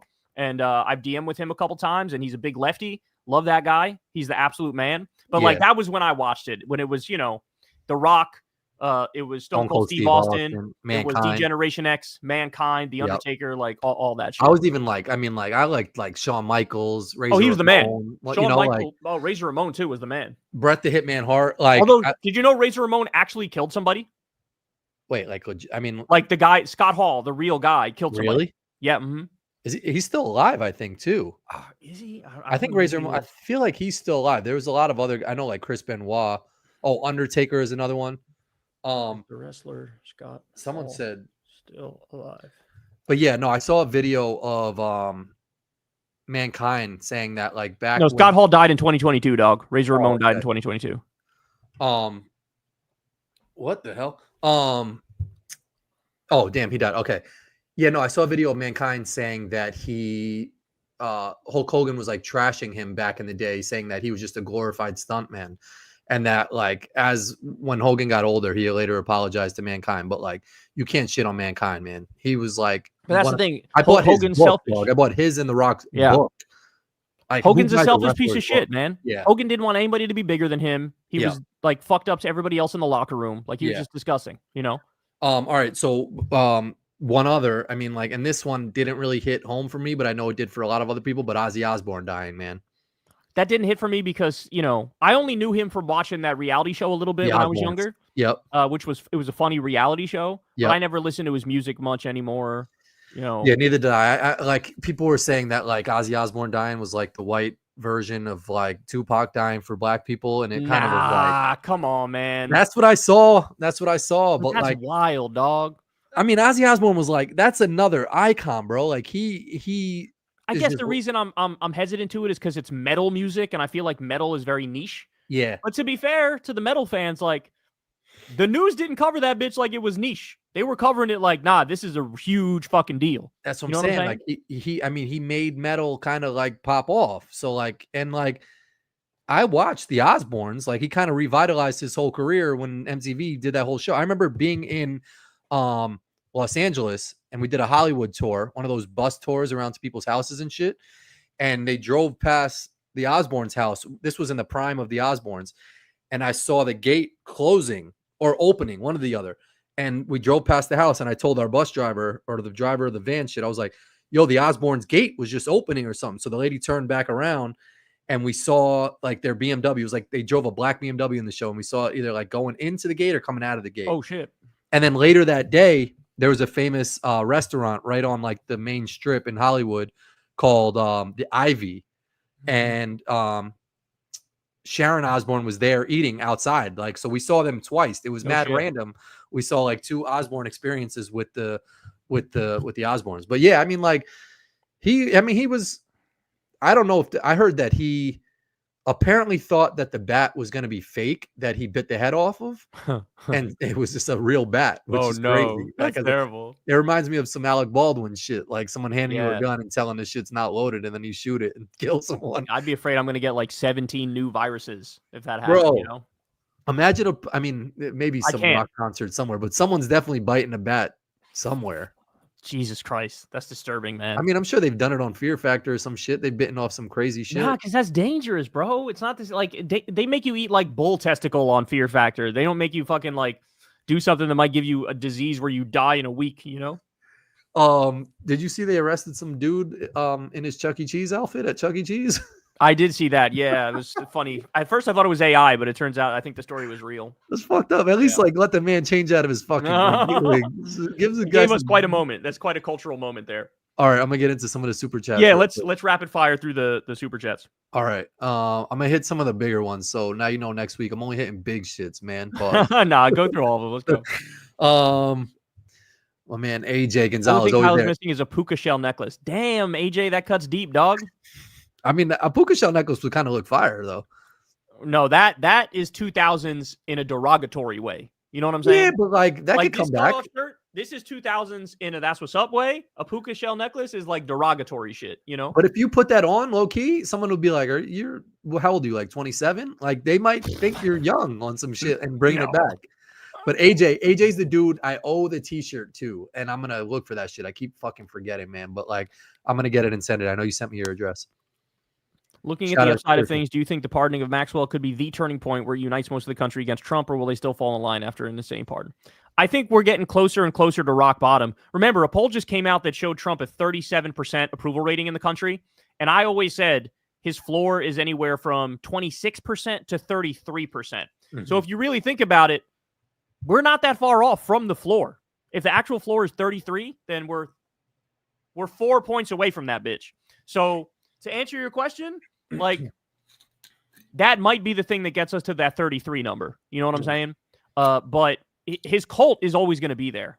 So you're never going to get below. Man. You saw the crazy QAnon guy from the Capitol started flipping on him, man. So maybe that could be somebody made a good point though. Andrew Callahan made a good point though. He was like, in a sense, the most hardcore supporters might be the ones who flip on him over the Epstein shit because they're QAnon people, and QAnon people tie everything back to this like pedophile sex ring. Oh. And so this is the ultimate betrayal to those people. But of the MAGA base, what percentage are actual QAnon believers?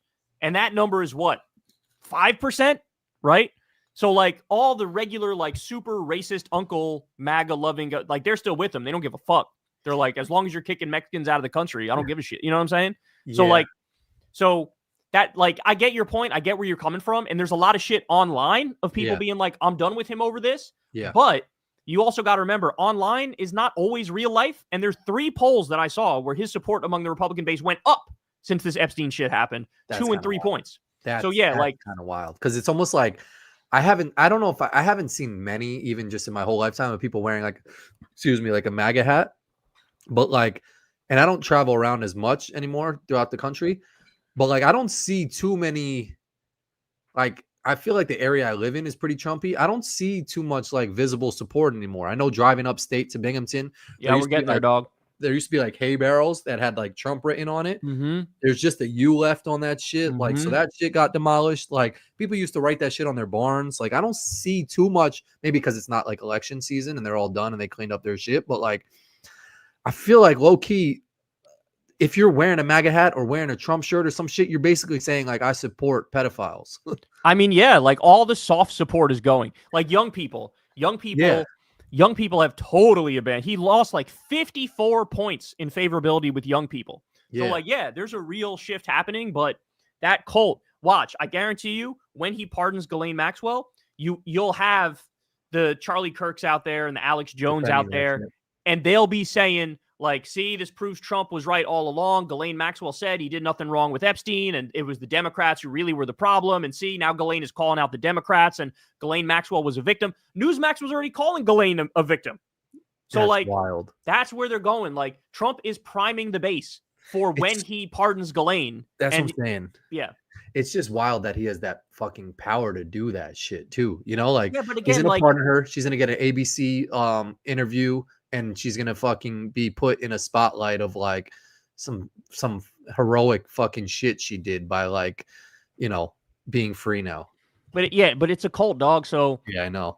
So, but like, he's losing everybody that's not in the cult, though. You know what I'm saying? So like, yeah, he's got people who are just gonna go with him, but that's only like 30% of the country when push comes to shove. And I mean, at the end of the day, like, he doesn't have another fucking term to run. So even if he goes down to 0%, he doesn't fucking care.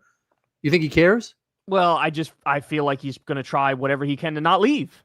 That's what I think. Well, yeah, no, 100%. Yeah. He's not going to try and leave. But like, I just feel like at this point, it's like, who even gives a fuck? Like, the guy's doing whatever he wants. He's got his people around him, and he's going to do fucked up shit regardless. Yeah, he'll declare a national emergency and be like, I got to stay in office. You know, like he doesn't care that, oh, you don't like me? Who gives a fuck? I'm in here. Shut the fuck up. You know. But Christian, the pardon's coming, man. But appreciate you, Doug. You guys look like saucy boys. Thoughts on Nashville hot honey? I don't know what Nashville hot honey is. I don't know what Nashville hot honey is, but like, I've had, there's a chicken spot in Nashville I've been to that I think is a chain now. Their shit was, I think I got like regular hot sauce. That shit was too hot for me, but I did try putting honey on my pizza and it tasted banging. So hot honey sounds kind of good. It depends on what you put it on too. If you put that shit on like some banging chicken tenders that are like crispy and fucking good, then yeah, fucking sauce me up, man. Yeah. I've never been a big spice guy myself. Road Warrior one. Shout out to Road Warrior for 5 DZACs. Fun fact, Lisa Ann follows Kyle on Twitter. Does she? I don't know. Oh, yeah. Well, that's a good fun fact, because that was she was definitely the Michael Jordan of you can look up the profession after. Kyle, are you still friends with TJ the Amazing Atheist and Paul's Ego? They want you to come to their meetup in New Jersey in November. I am still friends with TJ and Paul's Ego, but I'm not going to go to New Jersey for a meetup. But I'll be out. If they want me to do their show, I'll do their show. That's cool. Maybe one day me and Kyle will do a meetup. I was thinking like if like one day we did like a live show in DC or some shit. That would be crazy. That's a lot. That's a lot of plan, bro. Yeah, true. Like Crystal and Sagar did it, and what they found is at the end of it, even though they were like they packed the house, they made no money.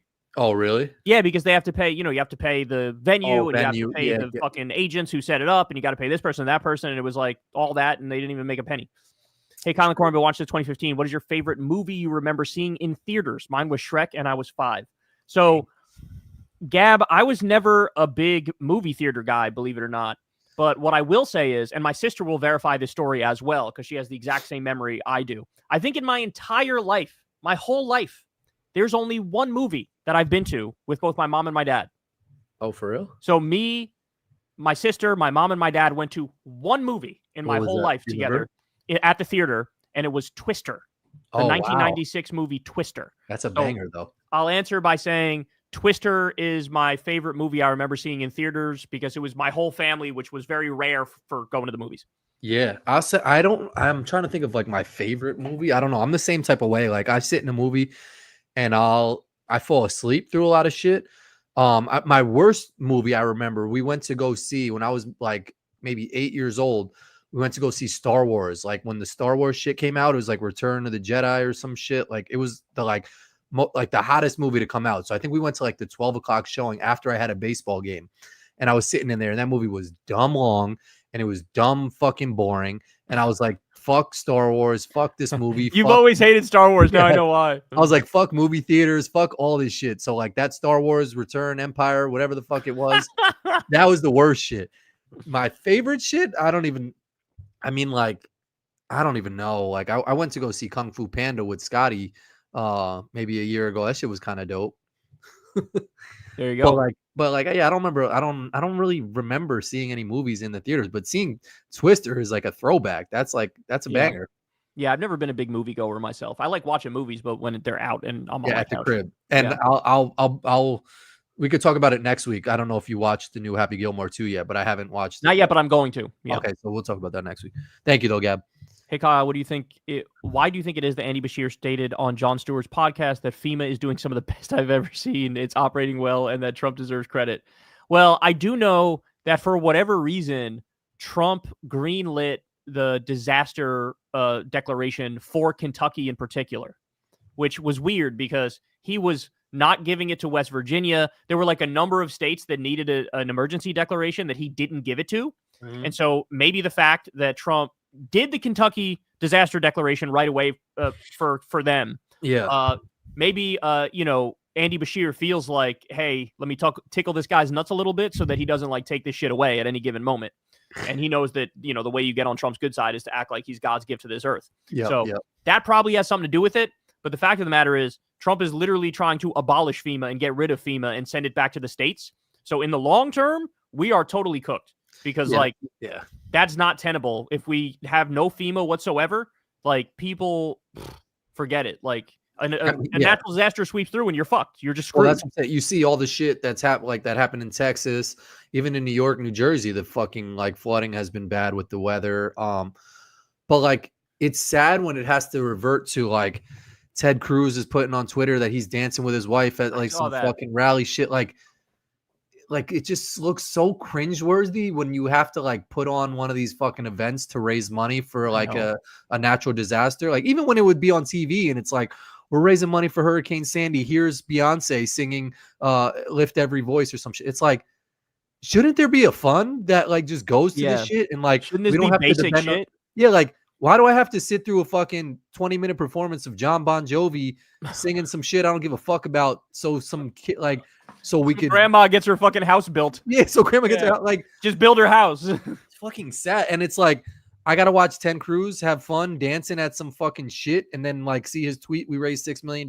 Like, no, just have some money put aside for that shit. Like it's fucking and then when teachers are like, when they have teachers on like Ellen or like fucking Jennifer Hudson's show and they're like, we bought all your school supplies from Amazon. It's like shouldn't that shit be taken care of already? Like, what the fuck are we doing here, bro? Yeah, like so like no, he's not he's operating well with FEMA. Like, no, there should just be money for all those states to get some shit. I know. It's not fucking Trump doing that shit. Like, no, Trump doesn't deserve any of that fucking credit. Fuck him. Thank you on that. I gotta be careful with these, man. Someone gave Kyle live ever again. It has been ages. Yeah. Well, I don't know. There used to be Politicon. There's no Politicon anymore. Yeah, fuck that. They got rid of live shows. I mean, I like we said, they're not really worth the trouble. The juice is not worth the squeeze. This is where you'll catch them live. Yeah, here you go. Yeah, you got me live right here. It's just it's just digitally. Yeah. You guys are awesome. I loved hearing your NBA playoff finals takes. I flew from Minnesota to Austin, Texas to watch Kyle with Crystal and Sagar in 2023. Oh yeah, that's what's up. That's what's up. Shout out. I remember that. That was the last live show that we did, I think. The one in Texas. Yeah, that was a good one. It was fun. It was fun. Yeah. Oh, we also did one in I want to say Boston. I think it was Boston. They And did New one, York, and I did too. it with them. That was a long time ago. Yeah. The New York one I feel like was a long time ago. Mm-hmm. The New York one was done long ago. I think Jed and Davina went to that one, and then they met up with you backstage there. Yes, I kind of remember. They all kind of mesh together in my mind. Yeah, I know that. Yeah, they do. GQ Quincy 90. Thanks. Been watching Kyle since 2019. I'm going into my senior year of college studying political science. Kyle was a big reason for that. Kyle, I know you are an introvert, but y'all got to do a meet and greet or something. Well, Yo, I love that I try and push him to do something. Maybe one time. I love that you're in poli-sci, and don't get mad at me if life is hard after you graduate. Because I remember when I graduated with that degree, I was like, "This is awesome," and then I graduated, and I was like, "Wait, what am I supposed to do with this?" I was like, "All right, I'm gonna go sell some cars." And then after I sold some cars, I was like, "All right, I guess I'm gonna try to just talk in my basement and see if that gets me anywhere." It worked out well. I saw a video of the two guys who started YouTube. I guess when they sold YouTube to Google or something for like $1.2 billion. Then they made a video right after. It was like a Asian guy and a white dude. One was like specialty in videos, one was specialty in like audio or some shit. And like, I don't know, the shit was sold for 1.2 and they said now it's worth like 60 billion or something like that. Probably more. Damn. Yeah. That's wild. That is wild. Kyle, does Crystal know about your deleted Howard Stern prank vid where you called her so stupid? LOL, wild at how you never know who you're gonna marry. Yeah, of course she's seen that. Oh, I don't even know. Did you get through to Howard Stern? No, it was a video. So here's what happened. Crystal was hosting the cycle on MSNBC, and somebody called in from Howard Stern, like a Howard Stern fan called in to Crystal's show. Oh. And played a prank. They said like, I would fall for that shit right away, man. They said like, we're an expert on this like breaking news thing, and so you're gonna want to talk to us on the air, and so it's really the producer's fault for letting that get through. Yeah. And so Crystal answered it, and the person said some shit and like made it clear it was a prank, and then Crystal asked another question because she couldn't really hear what he said the first time. Yeah. And then he like kept pranking and was like, "Do you not realize this is a fucking prank?" He said something like that or whatever. And I covered that. Crystal, that was me. I covered that in like, I don't know what it was, 2013 or something like that. I didn't even know and that. I was like, I was doing my normal thing of like mocking it and being like, "Oh, that's so stupid. Crystal's so stupid." And like, there's a bunch of weirdos online who love to bring that up as if it's like an owner or gotcha. And it's like, she knows about it. I know about it, and we don't give a fuck. Sexual talk. Big with fan. Kyle Kulinski, big fan from when you had the telemarketer headset, bro. I think I was like 15. Shout out, Jason. Those headsets, that was gangster. That was like that's like day one shit. Like, yeah, that's true. Yeah. Love from Chicago. Massage parlor background days. Still disappointed you sold out to Big Seltzer. That's right. He still got the Seltzer rocket. Appreciate you, Sam. Seltzer lobbyist in the house. Shout out to Sam. Yo, I'm telling you, you're gonna be the next spokesperson for Smile Surgery. That's what's up. Had contacts then I went back to glasses. Now I want that smile surgery. Kyle, will you have more book recommendations? Read Upton Sinclair's The Jungle. Awesome book. I can do that if people want. I can get a list together of books that I've read and I've enjoyed for you guys, if you guys want to hear that. But yeah, Upton Sinclair, The Jungle is a classic. It's about the meat industry and how we desperately needed regulation on that shit. And Andrew, definitely get the surgery. I'm telling you. Yeah. Like, people have different. So for the side effects, people have different things they say. A lot of people say they get halos around lights at night, or like starbursts around lights at night, and that's their biggest side effect. I've had no halos, no starbursts at all. So for me, that's not an issue. For me, it was fluctuations where like through some of the day, my eyes will be a little blurry, but then they get better. But right now, I had the surgery on the 18th. What's the date now?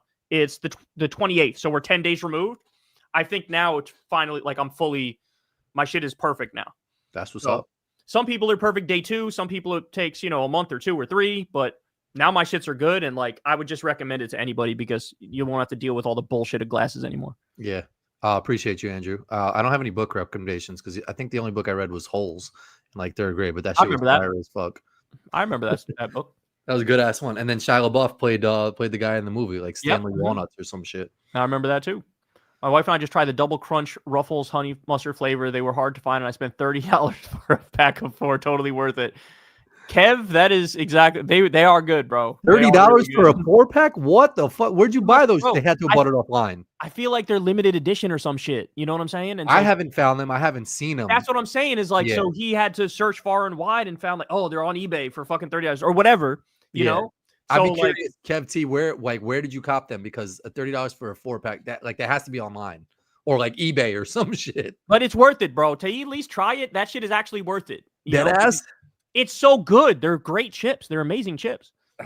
I know I might have to. They really just need to they need to make more of them and just sell them everywhere. That's what the thing is like they're making but like the thing is like Ruffles doesn't see any of that $30 for a 4-pack. It's like probably an asshole who's a middleman does. Exactly. Who just fucking bought a whole shit ton of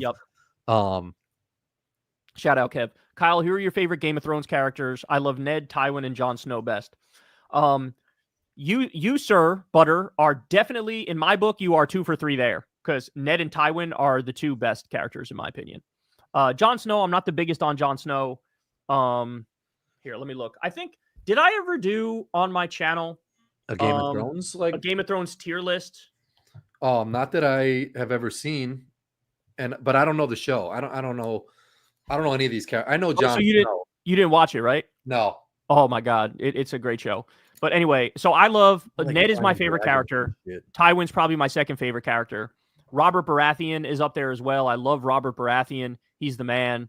Trying to think who else. A lot of people love Tyrion. I love Tyrion, but he's just personally not my favorite. Who is the midget guy? That's Tyrion. Oh, okay. That's Tyrion. And then there's Theon. A lot of people love him because of he's not really my favorite. I fuck with Stannis, even though he ends up killing his daughter.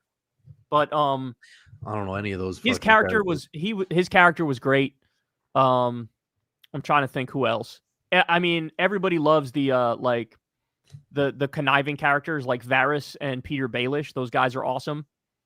But yeah, there's so many characters in it though, right? Like Oberyn Martell is another one that people love, and he's like only in like a few episodes. You know what I'm saying? But it's a great show though. It's a great fucking show. But definitely like my top characters, Ned is probably number 1. And Tywin is probably number 2. That's what I would say. And Robert Baratheon's up there too. I think he's a great character as well. Okay. I don't know. What's worse at peak hour? Is 201 the area code for like that's the Washington DC area, DMV, right? I don't Hudson Valley drivers are probably not that good. I mean, they're probably okay because it's mad open roads in Hudson Valley. Like Hudson Valley, New York, I would probably say that maybe Hudson Valley drivers are worse. I don't know. Yeah, I'd agree with you. I'd agree with you. Because DMV, you got to like drive through streets. There's more people. You got to navigate shit a little bit better. Yeah. But I don't know. But appreciate you, Marcus. Who's older between you two guys? I'm like a little less than a year older, right? Yeah, I'm. Your birthday. 37. You're July 15th. I'm January 31st. So we're the same age, but I'm a little older than you. Appreciate you, Perkins. Also, Kyle, now that you're Virginian, you and Crystal need to come down to Virginia. Was it Virginia Beach? Yeah, we've been there. We've been there. I've been to Virginia Beach. It's very pretty. I enjoy Virginia. I think I went down to Virginia Beach last year too. Yeah, Virginia Beach is very nice. I like Virginia Beach a lot. Yep. Shout out to Hampton, Virginia, home of I think Allen Iverson. A group of physicians in Israel releases a report that agrees IDF is committing genocide. Something to share, amplify in your show, Kyle 100. I believe I mentioned that on the show today. I think I mentioned that on the show today. Oh, I'm 100,000 away from 2 million subs. That's crazy. That's crazy. Are you going to do anything? You should get like a cake or something. I got to get you a new golf ball. I got you a golf ball for 1 million. You did get me a golf ball for 1 million. I got to get you a golf ball for 2 million. Now, after nothing hits harder than the 100,000. I would say even hitting 1 million didn't feel as amazing as the 100,000 because 100,000 felt like I can do this and be able to pay the bills. Yeah, that's you know what I'm saying. Cool moment. Yeah. So that's the biggest like, oh, okay, I kind of made it because I have 6 digits of people watching me. 100,000 they send the plaque too, right? 100,000 you get a plaque, 1 million you get a plaque, and then 10 million you get a plaque. So I don't get another plaque unless I hit 10 million, which honestly I might never even get to. No, I feel like that should go fast. No, I don't think that's a lot of people, dog. That's a lot of people. If YouTube would have to push the fuck out of my channel for me to get there, but I doubt they're going to do that. Appreciate you, Lizzie. Yeah, shout out Lizzie. Kyle or Corin, can you share one of your favorite high school memories about the other person? I would say, curious what you have to say, Corin, but Yeah. there's a couple things I'd say. I'd say, first of all, me and you playing basketball in Roosevelt Park. I remember Yeah. that. That was always fun. I would say me and you playing poker with the boys. Yep. Around, at Tom's place. Mm-hmm. And then for me and you, I mean, shit, like just going to McDonald's and shit and just eating shit at McDonald's all the time.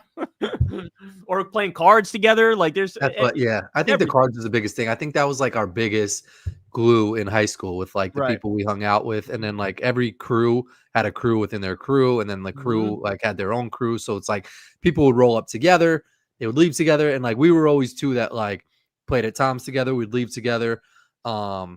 And then it developed into like playing into some shadier spots and going into more shadier spots. So, that's right.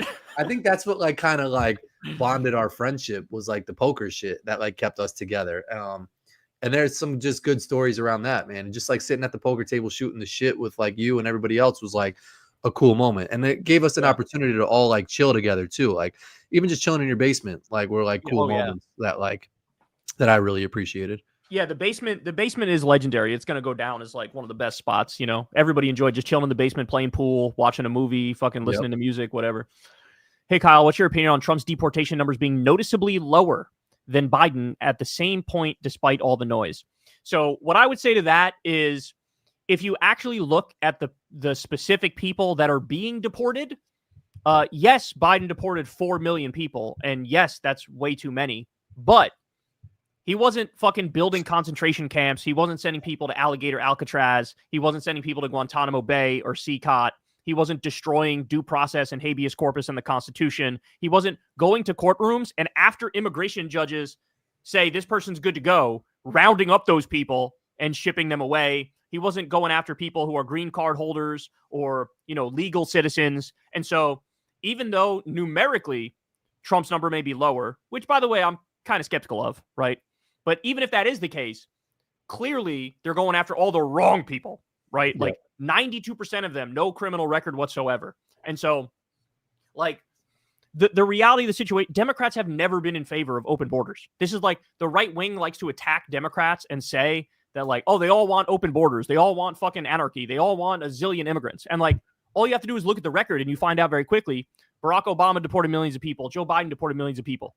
The difference is, at least under the Democrats, there's still fucking due process. And at least under the Democrats, there's some semblance of like, let's prioritize who we're actually going to kick out of the country. Yeah. Whereas under Trump, it's just like, let's go after everybody's grandma. You literally have Stephen Miller said, forget going after the criminals. That takes too much work. That takes too much investigative resources. Go to the Home Depots. Go to the 7-Elevens. Go around. And that's why there was fucking backlash and massive protests in California because of that reason specifically. So that's how I'd answer that. Damn. You freaked it. I can't add anything onto that. Appreciate you, Jerry. Neil guy, you guys do a fast food tier list ranking. Oh, we could do that.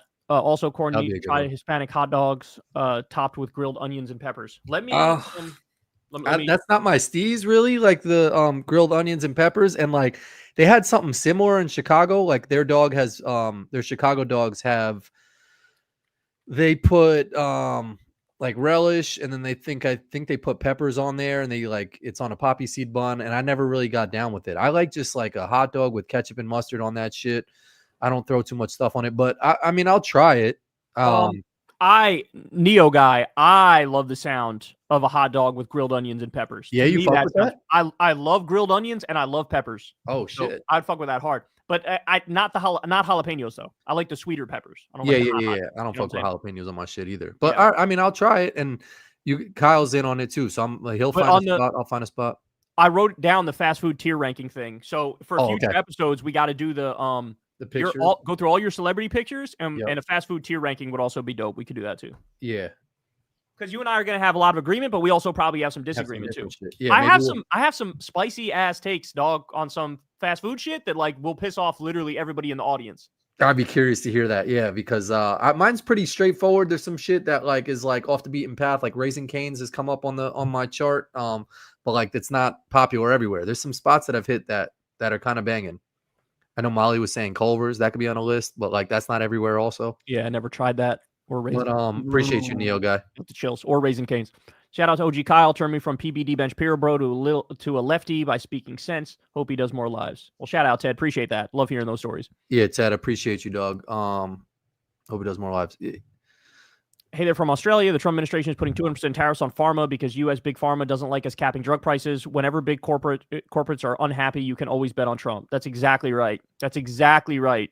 Yeah, prices are going to skyrocket here as a result of that. And this is all because, Australia and other developed countries, they're like, we're not going to let the pharma companies like rip us off. And Trump's pissed about that. Did you see he said he's going to reduce the prices of drugs or something by like 1,300% or something? 1,000%, maybe 2,000%. He just keeps going up. It's so we're crazy. Not talking 40, 50. We're talking 100,000, maybe 2,000. Yo, shout out from the love from Australia, though. If I make it out there ever, I would love to. You could show me around. Appreciate you, though. My man, Metal. The reason that year-over-year border apprehensions fell by over 90% last month. Does Trump deserve to take credit for closing the border, and why couldn't Biden accomplish it? Well, first of all, I flat out disagree that we want less people in the country. Like I am pro-immigration. I want more immigration. Immigration makes this country great. I don't know about you guys, but me personally, all the immigrants I've met are like the best people, the hardest working people. They don't commit crime. They like make communities. I know it's a fucking cliche, but it's true. They do all the fucking jobs that like spoiled white people here don't want to fucking do. Like that shit is just true. Yeah. And so like, no, I would like to have people come into this country. So the idea of closing the border, I don't agree with that. Yeah. Right. And also again, maybe fewer people are trying to come over, but the reason why fewer people would try to come over is because they're going, I don't want to get sent to a fucking concentration camp. Right. So like, yeah, mission accomplished. You put a couple heads on a pike in front of the fucking castle and people aren't coming up to it. But you're a douchebag for putting heads on a pike. You're a douchebag for sending people to fucking concentration camps. Yeah. You know what I'm saying? Yeah. So like the whole mindset, the way we think about immigration in this country has to fucking change. Because everybody's stuck on this idea that like they're the problem. Like they're the reason that why we're struggling. They're the reason why shit's more expensive. They're the reason why the roof over my head costs too much. And it's like, you're just wrong. Immigrants have nothing to do with that. They're not the problem. Trans people are not the problem. All these right-wing boogeymen are not the fucking problem. It's Americans. You want to know who causes the problem? It's the fucking billionaires. The billionaires who rigged the system. They're the problem. They're the assholes. That's who you need to go after. And so we got to flip this whole narrative about immigration being bad because it's just not. I want to welcome more immigrants into this country. We're about to fuck around and find out too. The fewer immigrants we have, the more brain drain we have, where all the people doing the research now go to other countries. We're going to be fucking falling apart at the seams, dog. That's what's going to happen in this country because of Trump's insanity. Facts. Appreciate you, Matt. Man, Nathan's from Australia too. Please check your DMs, Corin. Would love to have you on the podcast. It's called The Rightist Leftist for anyone wanting an Australian left-wing show. Check that out. Yeah, I'm down, man. I haven't seen it. I'll check my DMs. But Nathan, I see your last name is Ogilvy. There's a professional golfer with the last name Ogilvy. I wonder if you're related to that. Yeah.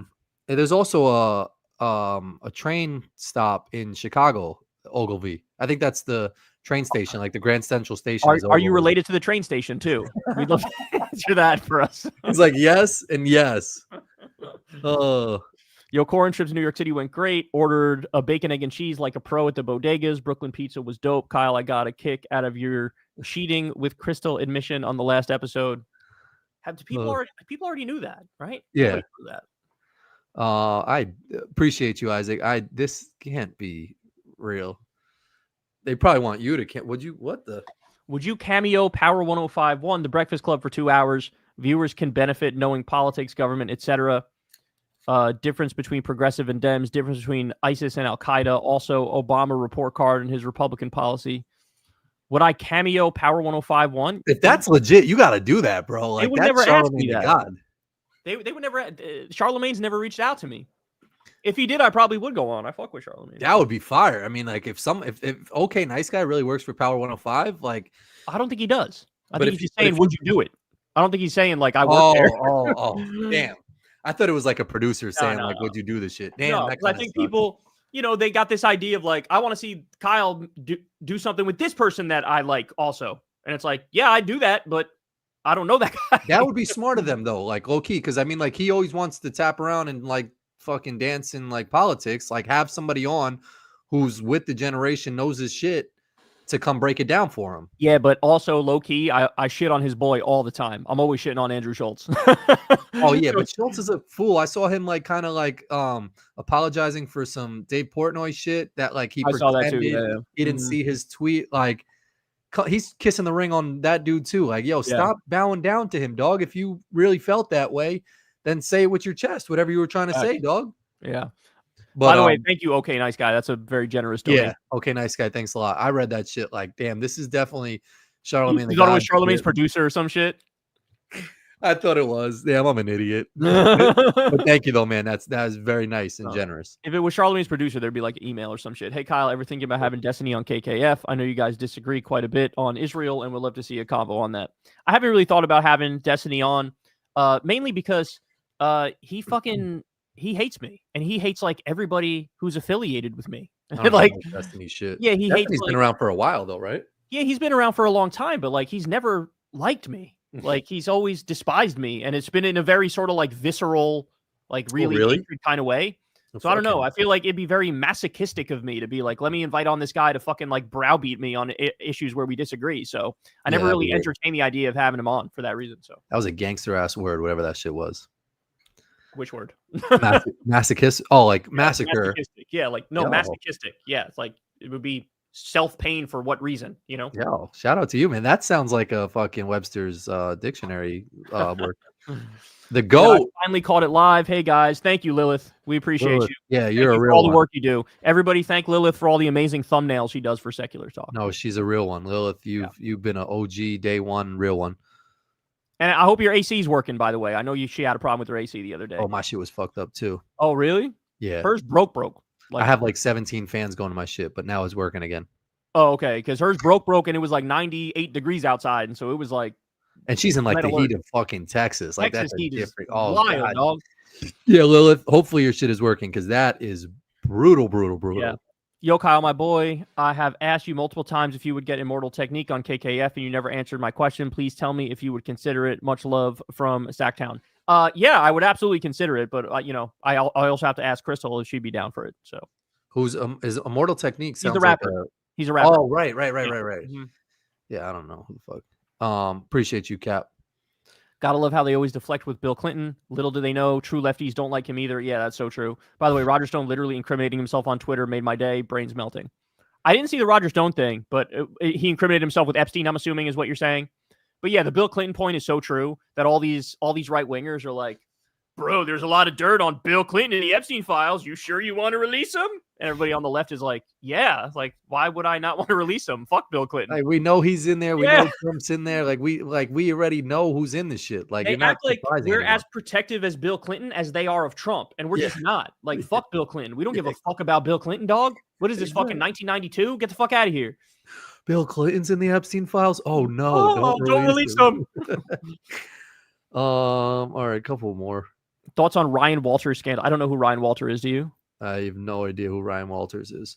But there was a hot dog place in Mamaroneck called Walters. So if it's the owner of that spot, that's a big time scandal because those hot dogs are banging. Wait, I know what they're talking about. I know what they're talking about. So Ryan Walters is the guy who is like the head of the education department in Oklahoma. Oh. And he's like super Christian, super Republican, and like is literally putting like Trump Bibles in every classroom. Total fucking crazy dude, right? And he had this meeting with the school board, and he accidentally left porn up on his computer screen when he started that bitch. Oh, it doesn't surprise me. So he got caught, and then now after the fact, you'll never guess what he does. He doubles down, and he's like, wasn't even my computer. I don't know what they're talking about. This is the fake news media. It's the establishment coming after me, and yada, yada, yada. And so, like, fuck that guy. He should be fired. He should have been fired a long time ago, trying to put Bibles in public school classrooms. I hate how we have to fight battles that we already won like 7 fucking times. Yeah. Right? Like Bibles in classrooms. This shit is some like 1920s ass controversy where we already won this shit. What are we doing here, bro? But they keep bringing it back. So I can't stand these conservative assholes. Yeah, I mean, that's the age old, like, you know, thing is like, don't watch porn. And then the guy's watching porn or we're like, that. Yeah, the ones who are all like preachy about it. And yeah, they're fucking whacking off the most and doing the most depraved shit. And that's this scandal's nothing compared to other conservatives this week. Yeah, so many fucking pedophiles were outed this week. Conservative, Trump, MAGA, asshole pedophiles. Oh man, yep. My man Tony Izzo has been a real one since day one too. 2 questions for Kyle. What made you decide on a Catholic school like Iona despite being an atheist? And how do you reconcile tuition-free college while going to a private institution? So to answer your questions, Iona was the closest school to where I lived, and I did not want to travel. I did not want to go live in a dorm. I wanted to stay at my house, basically. And I applied there and got in. It was a nice campus. So that's how I made that decision. The fact that it was Catholic didn't even really like come into my mind or into the equation at all. And did they ever have any Catholic shit? You ever have to like fucking pray before a class or something? no, you had to take like 1 or 2 religion classes, but it wasn't Catholic religion. It was like, just world religion, like all different sorts. That's good. No. And to answer the second part, so it would have cost money no matter where I went. Even if I went to a public college, it was going to cost money. It would have cost less money to go to a public college, but I decided that I wanted to go to the closest place to me, and so that's why I went there. But that doesn't mean like I'm still a diehard supporter of free college for everybody. But for my own personal decision, I wanted to just be as close to home as I could possibly be. Appreciate you, Tony. We're getting kind of closer. Why did AOC vote against cutting funding to Israel's Iron Dome? Won't this hurt her in the long term if she runs for president? So, Carlos, it's a little more complicated than that because, so this is what happened. In the bill, there was an amendment to a bill that would have cut off funding for Israel's weapons. She voted against that. But then on the bigger bill, she actually voted against that bill anyway. So, in a sense, it's like, yeah, she didn't vote for the amendment, but she still voted down the whole bill anyway. And that's been her dodge is like, yeah, fuck the amendment. Like, I voted against the whole bill anyway, so why are you guys holding this against me, right? That's what she's saying. But to your point, yeah, the optics of it piss a lot of people off because everybody sees the videos and the pictures of the starving babies and they're literally dying right in front of our eyes and people getting bombed on a daily basis. And they're like, we got to fucking stop this by any means necessary. And so people are pissed because even though it was like a symbolic amendment, there's still something to the symbolism where like, Al Green, who's the GOAT, he voted the right way on that. And you had, Ilhan Omar, Rashida Tlaib, there were some, Summer Lee, like a bunch of people voted the right way. And so it was a stupid vote on AOC's part, especially when she doubled down and tripled down and quadrupled down and told everybody, like, get the fuck over it. But at the same time, she's not wrong when she says that I voted against the whole bill anyway. So, like, the amendment in particular, it didn't necessarily matter. And the amendment came from Marjorie Taylor Greene and fuck Marjorie Taylor Greene, yada, yada, yada, right? So... But to answer your question, does it hurt her in the long run? Yeah, it hurts her in the sense that like the most hardcore lefties are now a little more skeptical of her than they otherwise would have been if she voted the right way on that. And it really is a shame because in other ways, she was like one of the first people to call for a ceasefire. She's one of the first people in Congress to call for a ceasefire. And like that sort of undermines that. She was also one of the first people to call it a genocide. She was calling it a genocide when no other politician was calling it a genocide. And so it sort of undermines that she had this good record on this issue where now people look at her and they're like, I don't know. Are you really with us or are you not with us? So self-inflicted wound, but in the long run, I think she will sort of weather the storm because at the same time, she's still going to vote like the right way on most of this shit. And people, I think with time, know where she stands. Like look at the work she does moving forward. You know what I'm saying? Yeah. I thought it was hilarious. I saw so many of like rest in peace Hulk Hogan, and they put a picture of the Marjorie Green, whatever the fuck her name is. Taylor Greene. Yeah, they look just like, yeah, that's true. I was gonna reshare one of those things. I was like, let me let the man fucking rest in peace for a second. Time Bandit. Being that you're New York guys, did you ever watch American Chopper about Orange County choppers? I did not. I don't think I watched American Chopper. I used to watch was it West Coast Choppers or something like that? I used to watch I still will watch it when it comes on. It's they would repair the cars, and it was Danny's from something cycles, and the shops in Las Vegas, and they repaired a lot of motorcycles, old cars. No, I don't think it was American Choppers. You watched all the TV shows, bro. You put me on the Pawn Stars back in the day. Pawn Stars, but I can't. Why? I don't know why I'm drawing a blank on the other shit. But Something Choppers. You watched Something Choppers. Yeah, Something Chopper, and then they had American Restoration, which I loved. And then they had the one where the two guys would drive across the country. Antique Roadshow? No, not Antique Roadshow, but one of the guys died. It was something Wolf and Danny Fritz or something like that. And one of the guys passed away. Yeah, but no, I don't think I watched Orange County Choppers though. But I do like all those shows that repair all the bikes and do like they'll take a shitty bike and turn it into a nice car. All right, a couple more, Kyle. I know we're getting close on time. Yo, Kyle, do you still have the green New York studio? And will we see it again? Much love. Yes, we do. We still have it, and you will see it again. Okay. Oh, I missed this one. I'm a teacher from Houston, Texas. OG fan since 2016. Should German American learn German? What about other white Americans? Could this help make America more open and less hateful? Thanks, gentlemen. Should German Americans learn German? What about other white Americans? Yeah, maybe. I would think like what would make the country less hateful is if we all, instead of, you know how you get to like pick a language in high school? Yeah.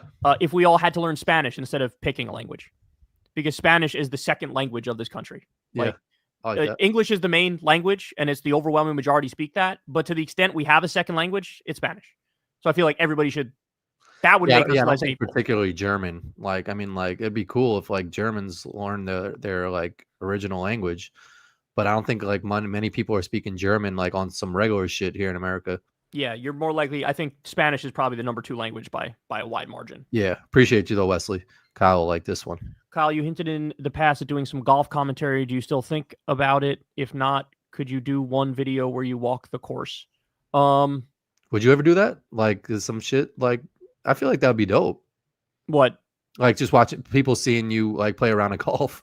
Yeah, I mean, I might do that. I might like, hit some like golf shots and record a video on it. I think I did that once before. Oh, really? Like years and years ago. I hit a couple shots and recorded it and posted it or some shit.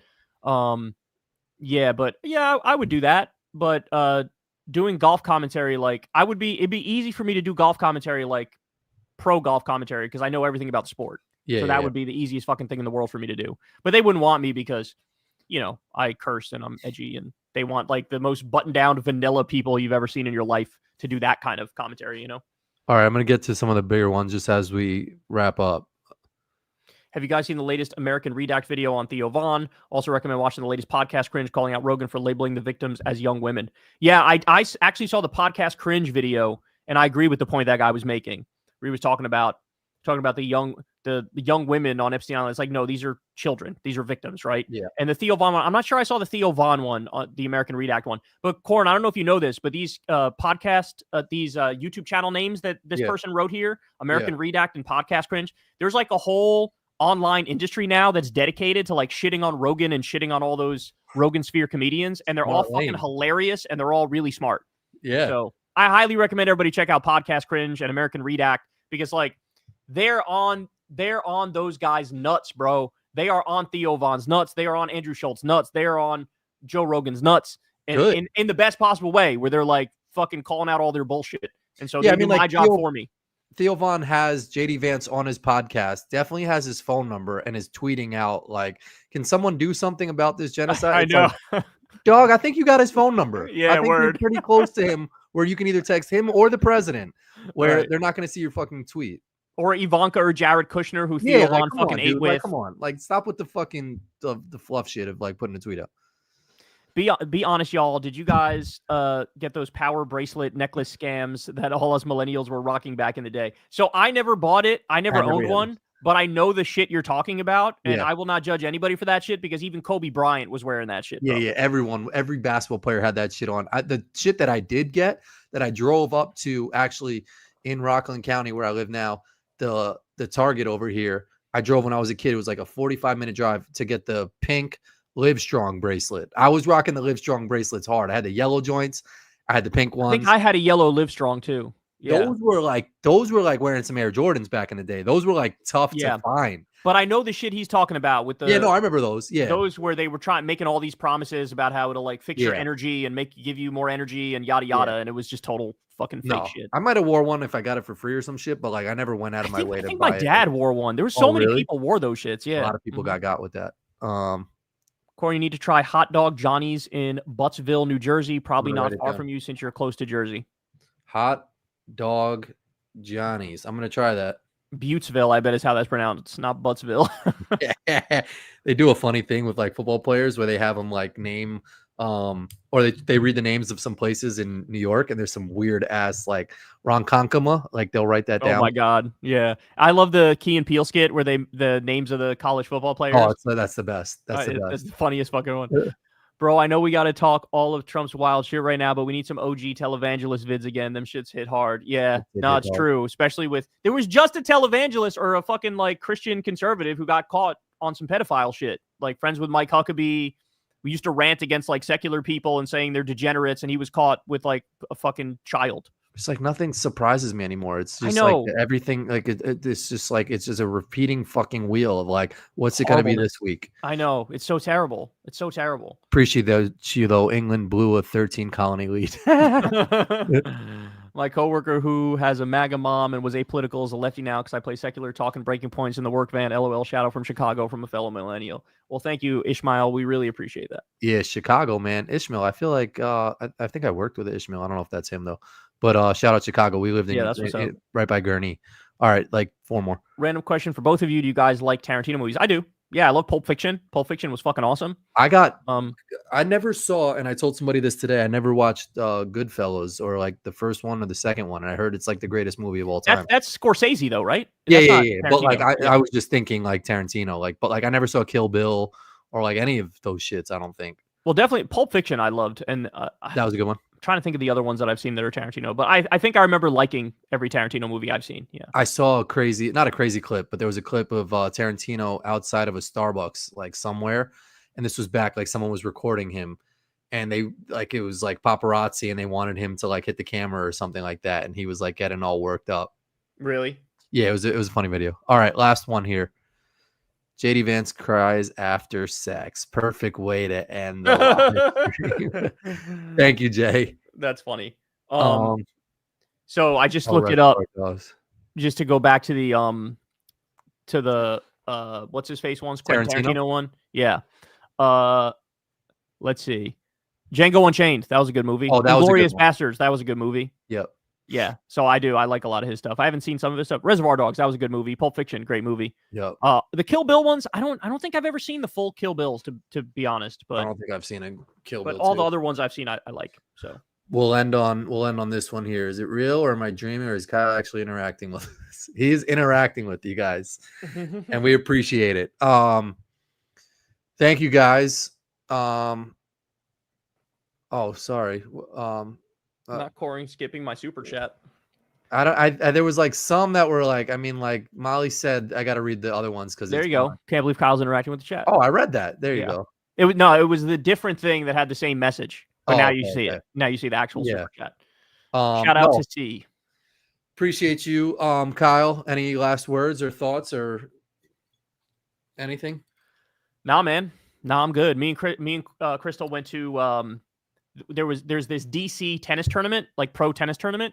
And yesterday we actually went to the final. It was two like, you know anybody famous? No, I mean the guy who won is named D Minor. He's an Australian guy, and he was up against this guy. What's his name? He's got 2 last names. I'm blanking on it, but Spanish player. And we were at that shit, and that was fun. Somebody noticed us there and said, "Oh, for real?" Yeah, and we had some nice seats too. So have you guys been playing tennis or no? No, we haven't been playing, but we went to this event. Sometimes it's nice to go watch the pros. It's really cool, like how hard they hit the ball and how amazing they are at it. So that was fun. We did that yesterday. Venus Williams had to come back because of her insurance or something. That's right. Talk about a fucked up healthcare system. You have a goat who's like 45 years old who's like, "Hey, I need my health insurance, so I had to come play a tournament." Like, Jesus Christ. It's crazy. It sucks that that's the case. And people were like, she's a multimillionaire, but like fucking hospital bills and all those doctor bills add up, man. Everybody needs health insurance, bro. Everybody needs it.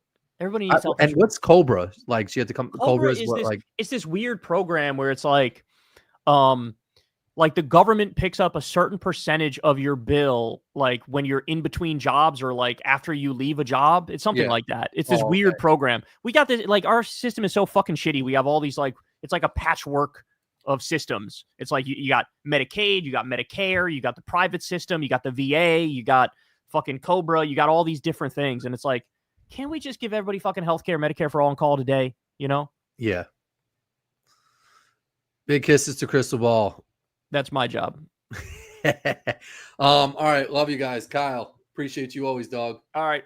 Peace out, guys. I got it written down for next week, Cor. We got Well, we can talk about it off air, but we'll figure out which one we're gonna do: ranking fast food or celebrity picks. But Yeah, I got to compile all my pictures. I try to start a folder in my phone, but so maybe fast food will do, and then we'll hop into the photos once I It's get. gonna take you a while to get that album right, but try to know. work on that shit because you I got a lot know. of great pictures, I and know. we got a lot of stories to tell with those. Love you, bro. All right, love you too, man. Peace, Later. everybody.